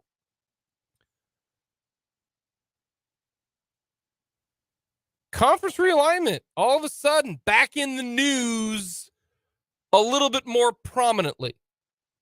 And it's always being talked about, but more so now because of a report from a very, very well-placed college football reporter. Brett McMurphy is as plugged in as anybody when it comes to the college football world. Formerly of ESPN, now with Stadium. He said in an interview with 365 Sports that the Oregon Ducks and Washington Huskies have reportedly been vetted and cleared by the Big Ten. He said that they are ready for takeoff if things progress in that direction. It's just a question of when or if the Big Ten wants to add those schools. McMurphy said this, though, and this is the thing that I am stunned if this were actually the case. I'm told that the Big Ten and Fox do not want to have blood on their hands for being the reason the Pac-12 blew up. In a way, they're sitting back and waiting to see what happens with Colorado and Arizona. If they leave for the Big 12, that opens up the floodgates, end quote. Here's the overall aspect of it. It sounds like somebody is waiting for somebody to make a decision.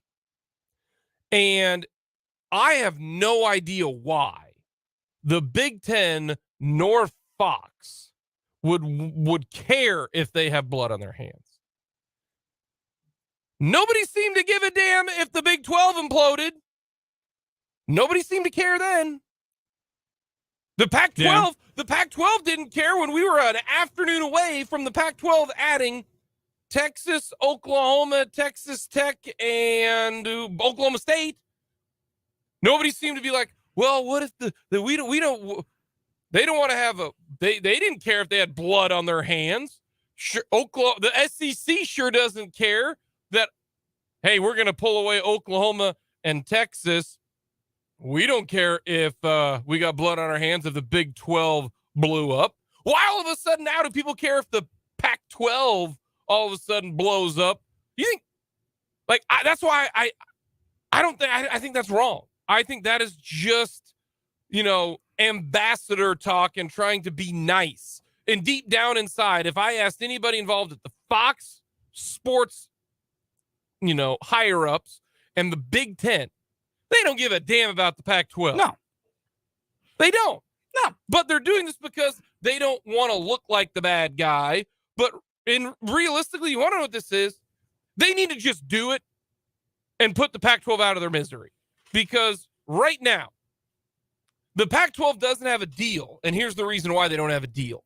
Because Oregon and Washington are not willing to commit to anything. Oregon and Washington, in this piece, it says here that the Pac-12 might look at a 4 or 5 year television contract with the grant of rights. Well, if you're Oregon and Washington, why would you do that at all? Yeah. Because that locks you in for the next 5 years and you can't get out of it. So why would you do that if you are Oregon and Washington? That makes zero sense. Yeah, you know what? Here you go. We'll sign a 5-year deal and we can leave whenever the hell we want to. But if the Big Ten has vetted them and has determined, yep, this is going to work, they're cleared, invite them right now. There's your travel partners. You got the Big Ten West, which is Washington, Oregon, USC, and UCLA. There's your one pod. Boom. Easy. Cake. Then you got another pod where you've got, the Nebraska, Iowa, Wisconsin, Minnesota. Easy. Cake. Another pod. Indiana, Ohio State, Michigan, and Purdue. There you go. There's another one. The other pod is going to be Penn State, Rutgers, Maryland, and Michigan State. There you go. There's your 4 pods. There's your conference. Let's move forward. Okay. So you got those 2. Now the Pac-12. Okay. What are you going to do now? Arizona, Arizona State, Colorado, and Utah. Yeah. You're going to come to the Big 12 because you ain't staying in the Pac-12 because you ain't going to do nothing with Oregon State, Washington State, Cal. Stanford's going to go independent. They're like, we got so much money and we're above all of you. We bring in Arizona, Arizona State, Cal, and Utah. Sounds great. That gets us to 16 teams. And now you've got 4 premier conferences. You've got the Big 12, the ACC, the SEC, and the Big 10. The Pac-12 now becomes the Mountain West. Technically, the Mountain West turns into the Pac-12 because they'll add, a few teams to get to what is equivalent of the American Conference.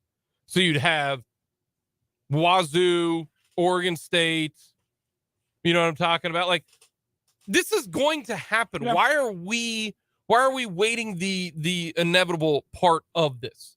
And a lot of it might be another factor, Notre Dame. Yeah. But Notre Dame signed that deal just a little bit ago. Could they get out of that? I have no idea, but it certainly looks like this is if Oregon and Washington have reportedly been vetted and cleared, and the only reason that the Big Ten and Fox are awaiting to add them is so that, hey, you know what?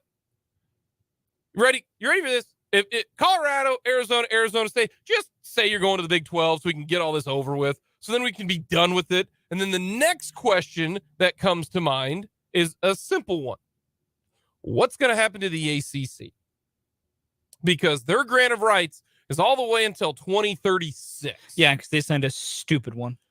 2036. You've now got on record the Board of Regents and the bigwigs of Florida State going, Central Florida is going to make more money than we are. Because the Big 12 is going to dole out $50 million when you include bowl games and playoff money and NCAA tournament money. They're going to dole out $50 million. The ACC is not going to dole out $50 million.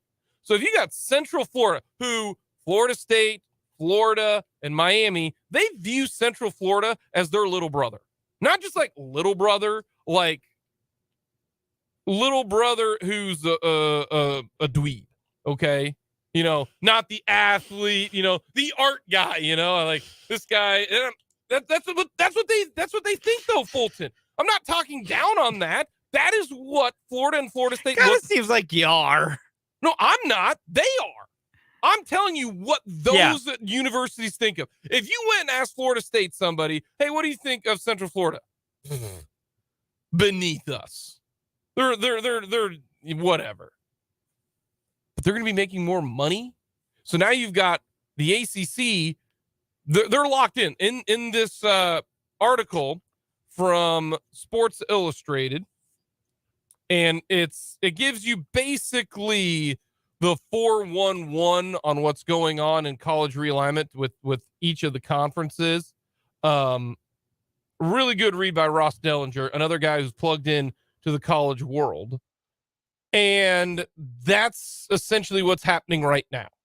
The Pac-12 is trying to figure out how are they going to survive. Are they going to join? Can they keep? If they don't keep Oregon and Washington, it's over. It is Vince Carter 2000 slam dunk competition. It's over. You were not going to survive. Arizona State, Utah, and Colorado, they can just say the inevitable is coming. We might as well move now because Oregon and Washington will not stay. They will not sign anything. That is why the Big 12 got their TV deal done in the first place. Kudos, Brett Yormark, for getting your deal done before the Pac-12, even though the Pac-12 had a year-long head start.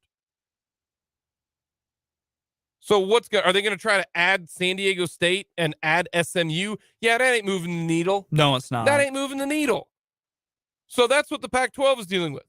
The ACC, they are dealing with how are we going to keep up with the Joneses because we have the only way the ACC can do it is if they formed an alliance with the Pac-12. Pac-12 people are not going to do that. That is not going to happen. According to this, the ACC's grant of rights is pretty much locked in. Now, it says here, Florida State and Clemson, the two biggest brands, probably, at least when it comes to the football side of things, could pay the $120 million exit fee and hope to break the grant of rights agreement that most attorneys, though maybe not their own, say is airtight. And that leaves a very big question. Where do they go? You're willing to spend $120 million just for leaving your conference? It's a lot of money to spend just to leave a conference.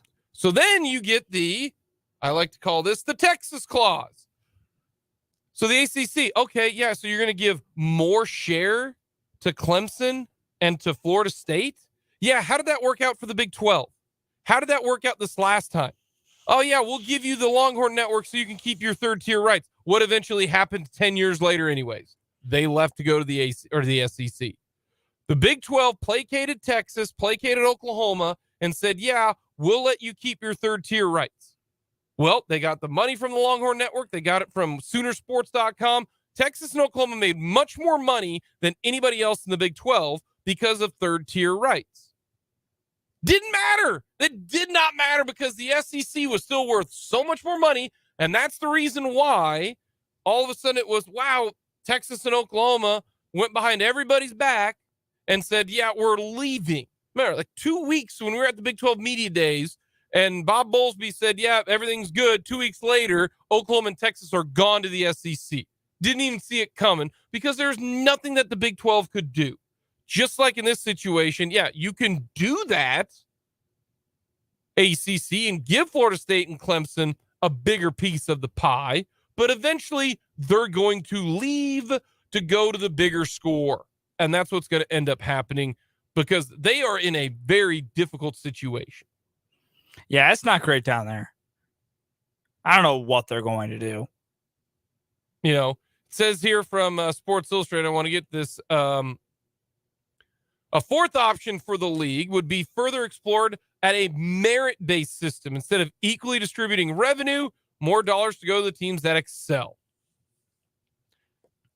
That is great in theory and in a vacuum, but once this contract is up, not even up, remember, the Big 12 was supposed to have Texas and Oklahoma for 2 more years after this next year.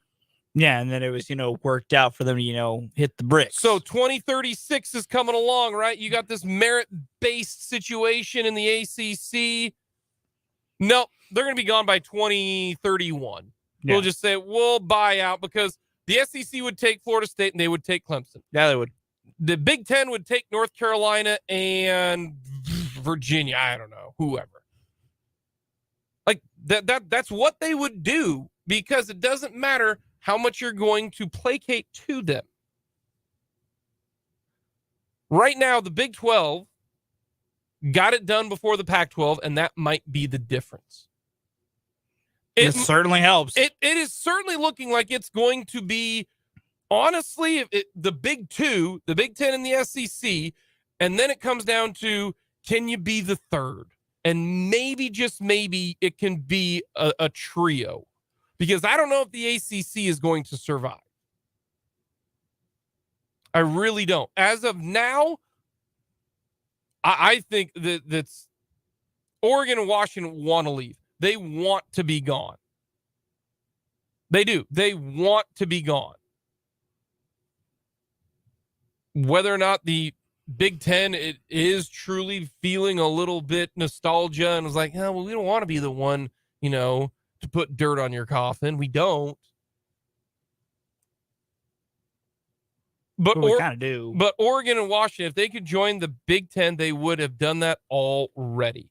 And no matter when they're allowed to. And plus, Oregon's got Phil Knight money. Yeah, they do. You've seen the movie. They can pay a lot of things. If you see the movie Air, Nike pays Jordan, $400 million a year. They got the money. Phil Knight will make sure that Oregon is with the big dog. In fact, Phil Knight would be like, "What? I got to write a check for $200 million to make sure my team's in the Big Ten. That is that the fee to get out of the grant of rights? Here's $200 million. Phil Knight will do that. I don't know if Washington has that guy, but Oregon definitely does. Imagine having enough money where you can just be like, "Oh, you need a check for $100 million? Then just bust out the old checkbook here." It would be cool. So I think everybody's just waiting on when the television deal is going to come out or when someone's going to finally make a move. It's like they're on a first date right now. All of these, the Big Ten, the Pac-12 right now are on a date. And right now, the Big Ten, like they can make the first move and say, all right, Oregon and Washington, let's go on a second date and we're going to make this thing work. And if that occurs, then the move is made. Oregon and Washington go to the Big Ten. Arizona State, Colorado, Utah join the Pac-12 or the Big 12. And we're done with this until what happens with the ACC. Great, San Diego State, Boise State, and whoever join the Pac-12, and they become the American. Where good conference, but nobody really that's, maybe you'll find a Cincinnati every now and then, right? Yeah. That before Cincinnati left to come to the Big 12. Or, Arizona State, Colorado, and Utah, we're on a couple's date and they decide, yep, let's make the move. Let's go to the Big 12. Then Oregon and Washington have to go to the Big 10 and be like, please, please, please. Because it sounds like, though, according to the report, that Fox and the Big 10 don't want to be the bad guy. Well, they're not now. Well, they're just hanging out there all by themselves. They're two good programs. Let's bring them in. It sure looks like that's what's going to happen, unless another variable comes into fruition. But you never know. Maybe it does.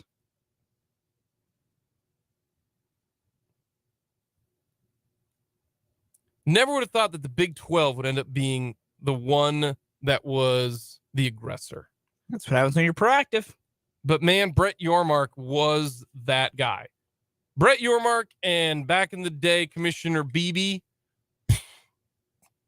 complete opposite ends of the spectrum. And I'm all for it. Bring in Arizona State, Utah, Colorado. Awesome. We put together who's going to be what, right? It would be the Arizona schools, Utah and BYU in a pod, right? That'd be their 4. Yeah. And then it would be KU, Colorado, K-State, and Iowa State, right? Or maybe we do Oklahoma State. And then you got the Texas schools, and then it would be Iowa State, Cincinnati, West Virginia, and Central Florida, right? Yeah. It all depends on if you want Oklahoma State or Iowa State in with KU, K-State, and Colorado. Put Iowa State with Cincinnati because they're closest there. West Virginia, Central Florida. There we go. Boom. Done. Cross rivalry, very simple. KU, K-State play Iowa State. You're welcome. We just solved everything right there. That's what I think. Or if you don't want to do the pod system, you just figure out a rotation. The pod system makes it easier scheduling wise, because at least in the SEC right now, Alabama and Georgia play each other like every 6 years. That's dumb. You can make that very easy. Play nine conference games, do the pod system, works so easy. And for every 4 years, you go to every single place. Yeah. Not that difficult. No. So that's the latest on the conference realignment. Some more news. The Ducks and the Huskies have been vetted and cleared. So let's do it. Crap or get off the pot, Big Ten.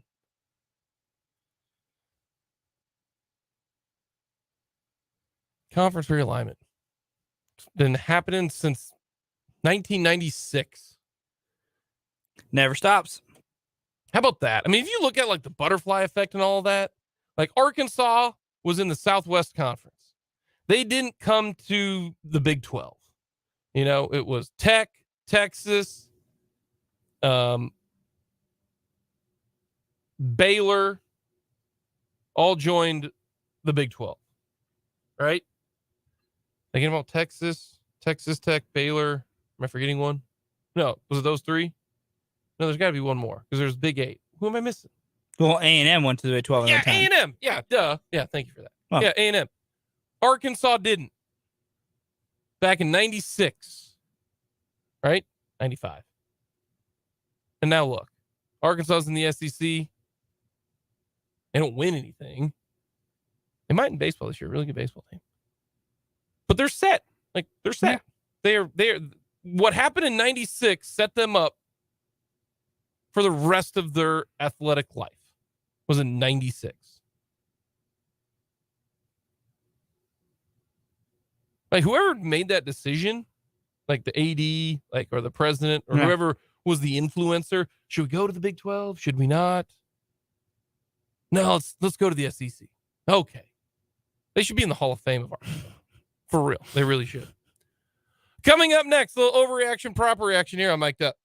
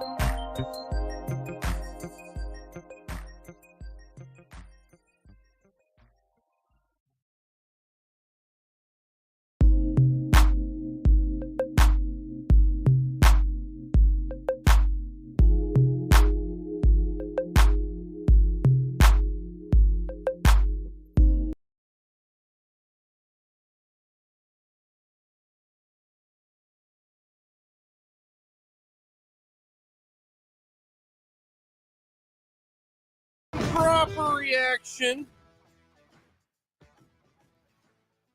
Ja Morant will get suspended for a quarter of the season next year. So about 20 games? Yeah. I think that's proper.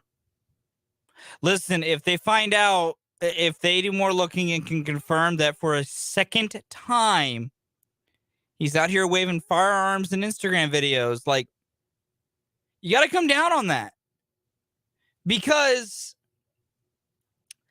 this is like beyond just like NBA protecting an image thing. Like, this is we need to get this kid and overall the league as a whole to understand to stop acting like this. Like, and the best way I can try and put this is like, it's just not a safe or conductive way to be conducting himself off the court. And this is like a beyond a jaw thing. This is like a people thing. And I mean, it's not as simple as this. And I'm not usually one to say, we need to police celebrity athlete behaviors for influencing children, because I go to parent your damn kids. But no, there are young athletes who look up to Ja, and at times you do have to buckle down this from that level too. Like, there's so many different levels to this of what you're trying to do, what you need to do. Mm-hmm. And we talked about it a lot earlier. It's a version of someone needs to slap Ja Morant upside the head and be like, stop acting like an idiot. And I think a way the NBA can do that and go, no, like, we're both punishing you because you're not going to get paid while being suspended this way. And two, it's, all right, Ja, you are now hurting your team. Good job. You being a reckless moron, we're now going to hurt your team too. Quit being a reckless moron. I've seen a lot of this where there are a lot of people who show guns in videos and all that. And all y'all need to stop it. Well, no, I hold on. What is the difference between somebody holding a gun in a Instagram video or another video anywhere, right? Mm-hmm. You have the legal right to have a gun, depending upon what state. I don't know. It depends on your state, whatever, right? You can do however, there are a lot of people who do that, right? Conceal, carry, all that kind of stuff. So why is Ja getting in trouble is what I've seen. What's the difference between so-and-so doing that on an Instagram video and Ja doing it on an Instagram video? And to that is, I said, your legal right, you are correct. However, just because it's your legal right doesn't mean that your company or your boss can say so. Fulton, if your boss comes to you and says, Fulton, I need you to wear a suit and tie every day to work. Do you don't have to do that, but if your boss tells you that and you show up in a hoodie and your boss suspends you. So he told you where the line was. Yeah. And you said, nah, I'm going to do it my way. You're going to go Frank Sinatra, all right? Or Dean Martin or whoever that was. Oh, yeah, I can't remember. And then you do it again. And he's going to suspend you again. You don't have to, but if your boss tells you. Right now, the boss of Ja Morant is the NBA. Yeah, time's over. And the NBA already suspended you. They told you not to do this. You missed games. Yeah, this is where and this is true in all walks of life and all walks of society in this country. Yes, we are blessed in the general sense of our public lives that we have certain rights that let us do certain things. Yes. It's pretty great. Private companies have always had the right, though. That line's different. Private companies can ask you to enforce you to act a certain way or ask you to do it a certain way. There are varying lines this. We all understand this. Because the NBA is not telling Ja he can't own a firearm. The NBA is not infringing on any sort of constitutional right at that point. They're like, no. What they're asking him to do is stop brandishing it in public. That's all they're doing. It's the same. That's all they're asking. It's the same thing before this new CBA, right? Yeah. The Denver Broncos, if you live in the state of Colorado, you can smoke weed. Trust me, it's there all over the place. Oh, yeah. But the Denver Broncos could not smoke weed. No, it was against league policy. Legally, in the state, as a private citizen, you can. They could, but their employer said no. So it's not hard. That's one way to look at it. The other way is I've seen some guys on social media who are about that life. That they are in the I don't care, right? They will do whatever they want to do. Yeah. And those guys are saying on video, I don't remember one of the guys' names, but he's involved in, some gang life or whatever, and says, dude, you need to stop. Because if you keep doing this, then something will happen. Because he goes, and I'll even invite you down. I'll invite you to hang out. And you will realize you are not about this life. Like, it is now getting to the point where he's towing the line so much on, Chappelle had a skit, Dave Chappelle on Chappelle's show had a skit called When Keeping It Real Goes Wrong. This is that situation. Yeah. Just, and I don't feel sorry for him at all. I don't. Because you know the rules. Yeah, that's there. So very long over proper. Yeah, but it's Ja Morant is walking a line to where there's a fine line of things you just that can lead to some real negative stuff. Yeah. And that's where he's at. What's crazy? He might be the most fun guy to watch in the NBA. He's great. He is incredible. That was my one point. Is like that man owns shoes, all the money he'll get from an NBA, all this stuff. He is whizzing it down the drain because he's messing with stuff. He's engaging in behavior that he doesn't need to be doing for any reason whatsoever. And in a longer form, a lot of people don't need to be engaging in. But in this very short sample point, he definitely does not need to be engaging in. No, but yeah, that's just is what it's been on with you. Quarter of the season, do it. Half the season, do it. Make him miss an entire year. Maybe that'll get through his thick skull. Maybe then he'll figure it out that he needs to stop acting like a moron. I don't know if it'll be 20. I don't know what they'll do. I truly don't know. It might not be any. Maybe I don't know. We'll wait and see, though. They'll figure it out. Overreaction, proper reaction. I can give a credit to this thought to our good friends on 580 Sports Talk, Brendan and Dan. Overreaction, proper reaction. The Buffalo Bills have already missed their moment.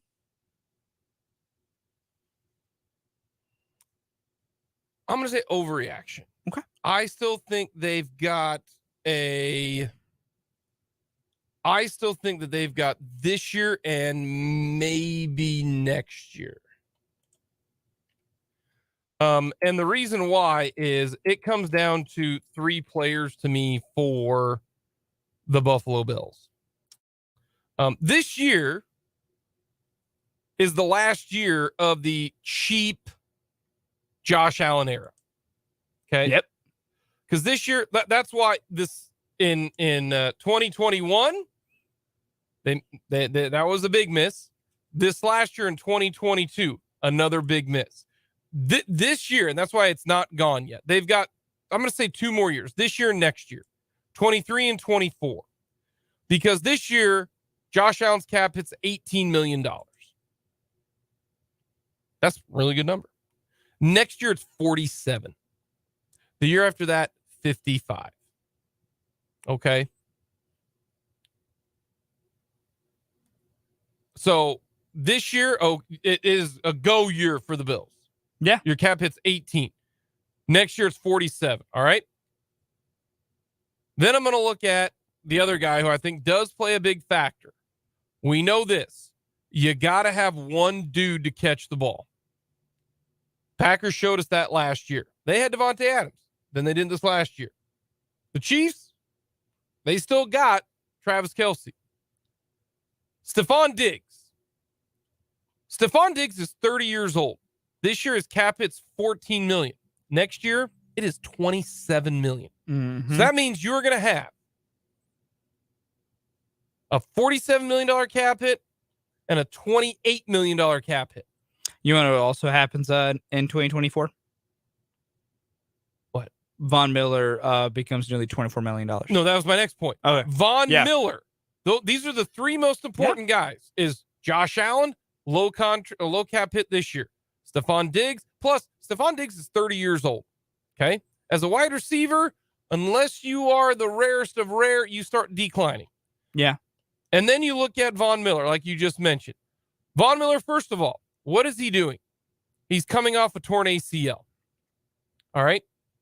Von Miller, right now, is age 33. His cap hit is $7 million. Next year, it is $23 million. And he'll be 35. He's coming off an ACL this year.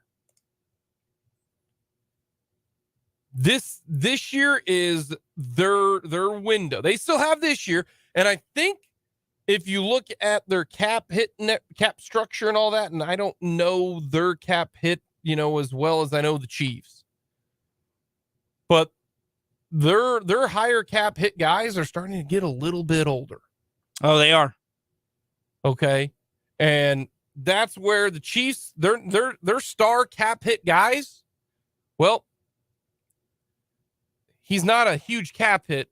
It's just whether or not when's he going to decline, and that's Travis Kelce. Because they have no other big cap hits except old linemen who are young, and then Chris Jones.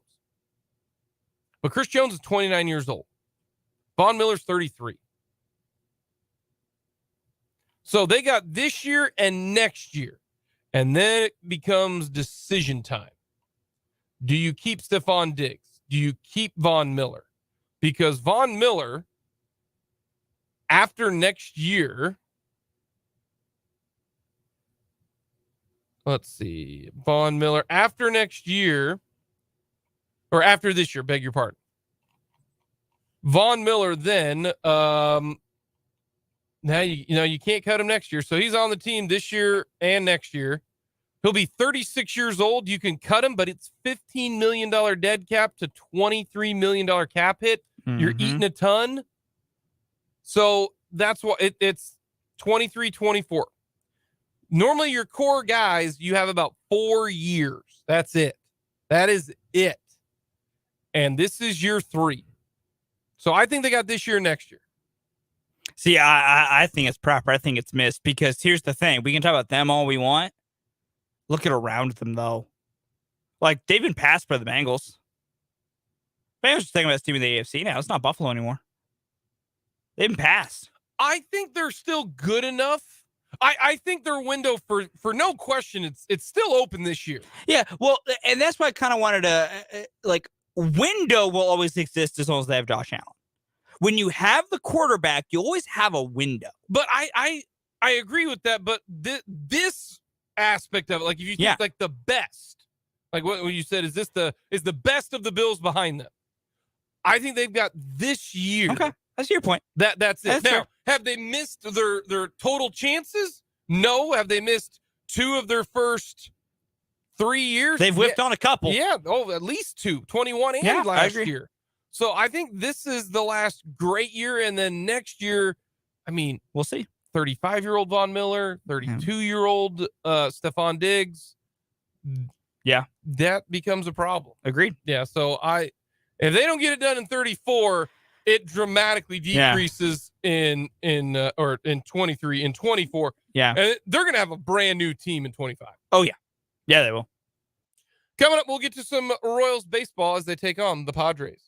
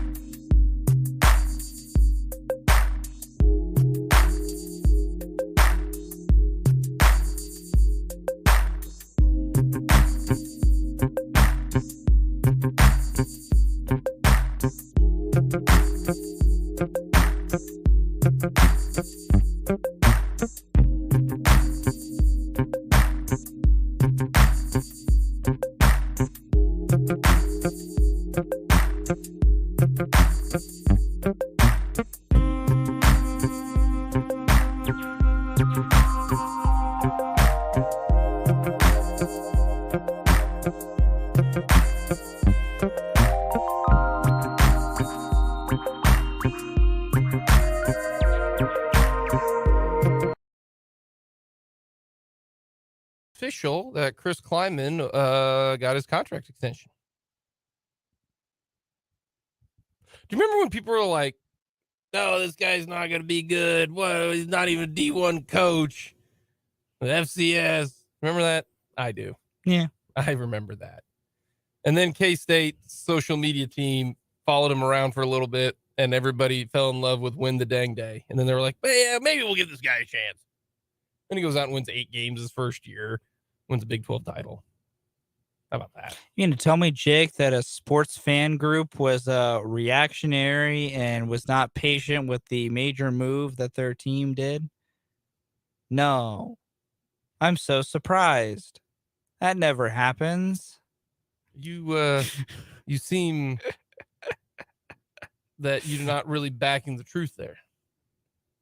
No, I'm being very sarcastic because literally, no, it's funny. It really is funny in hindsight all the time because it goes both ways. Like, oh, yeah. there are people that are super out, like, oh, well, this guy's coming, he's gonna win us everything, and then peters out. And then there's the opposite, which was the Kleiman thing. There were sects of K-State fans who were not really excited about it, and then of course the trolls from all the other fan bases, including my alma mater as well, who are just like, he's a D, he's a FCS guy, he's gonna be nothing, and then he's good. Like, you get both sides of the spectrum, and they're funny every time. I love looking back at initial reactions to things when a guy, a coach or a player is signed. Oh, it's my favorite thing. Some other real quick news. Nebraska fans down bad right now. Dylan Raiola, the number 1 high school prospect, is going to Georgia. Why is that a big deal? Is because Dylan Raiola is the son of former Nebraska All-American Dominic Raiola. So the Huskers were hoping and praying and wishing and hoping and praying that he would come to Nebraska, and he's smart to go to the NFL factory that is Georgia. Good teams stay good. So if you see a Nebraska fan, give him a hug. Listen, Dylan Raiola is doing Matt Stafford a solid. I think Dylan Raiola is doing Dylan Raiola. Well, he's also doing himself a solid by going to play at the NFL factory that is Georgia. Right. Smart man. Smart kid. Very smart. Smart kid. Very smart. Royals lineup been released? Nope. Not yet. Not that I know of. Probably another hour. It'll be a late release because, late game. PGA Championship starts this week. Oh, boy, it does. Down in New York. Brutally honest, I entirely did rather it started this week. Yeah, starts this week. Who you taking? If the answer's not Rahm or Scheffler, you're doing it wrong. I'm between Rahm or Scotty. I think I'm going to roll with Rahm. You're going to go back-to-backer. I think I'm going to go. Man, he played really good at Augusta. The rhythm after that is the usual. Sometimes you put all the effort into one thing and slid off. But man, he's just been playing really well. But it's hard to go against Scotty sometimes. But I'll put my horse behind Rahm. Either one, I think you're very smart to do. Oh yeah, Rahm or Scotty, one of the two, and it should work out pretty darn well if you are betting golf. Brad Keller tonight. Yeah. I mean, he was okay last time out. He's gonna walk like 5 again. He walked 4 last time, and was that the game that they won the game? Yeah, I know they did. He walked a tightrope and it worked out. I don't know if he can do that tightrope again. Because he walks that tightrope every game and he will fall off of it a lot. I mean, he's almost walking a batter per 9. Yeah. 32 walks and 39 in a third innings. He's only given up 3 homers though. Yeah, it's weird. He limits hard contact. He's only been hit hard 1 start. That was against Oakland. Yeah. That was his only start where he was hit hard. It's why he's been able to survive this, is that if he's going to walk everyone and their mother every game, it helps when they make contact against him, it's weak contact. I mean, technically, 2 of his last 3 starts, pretty good. 5 innings, 3 hits, 1 run, 5 in a third inning, 6 hits, 1 run. Yeah, we want to look at the walk totals in those games? I care about actual runs that cross the plate. I care about sustainability in what you're doing.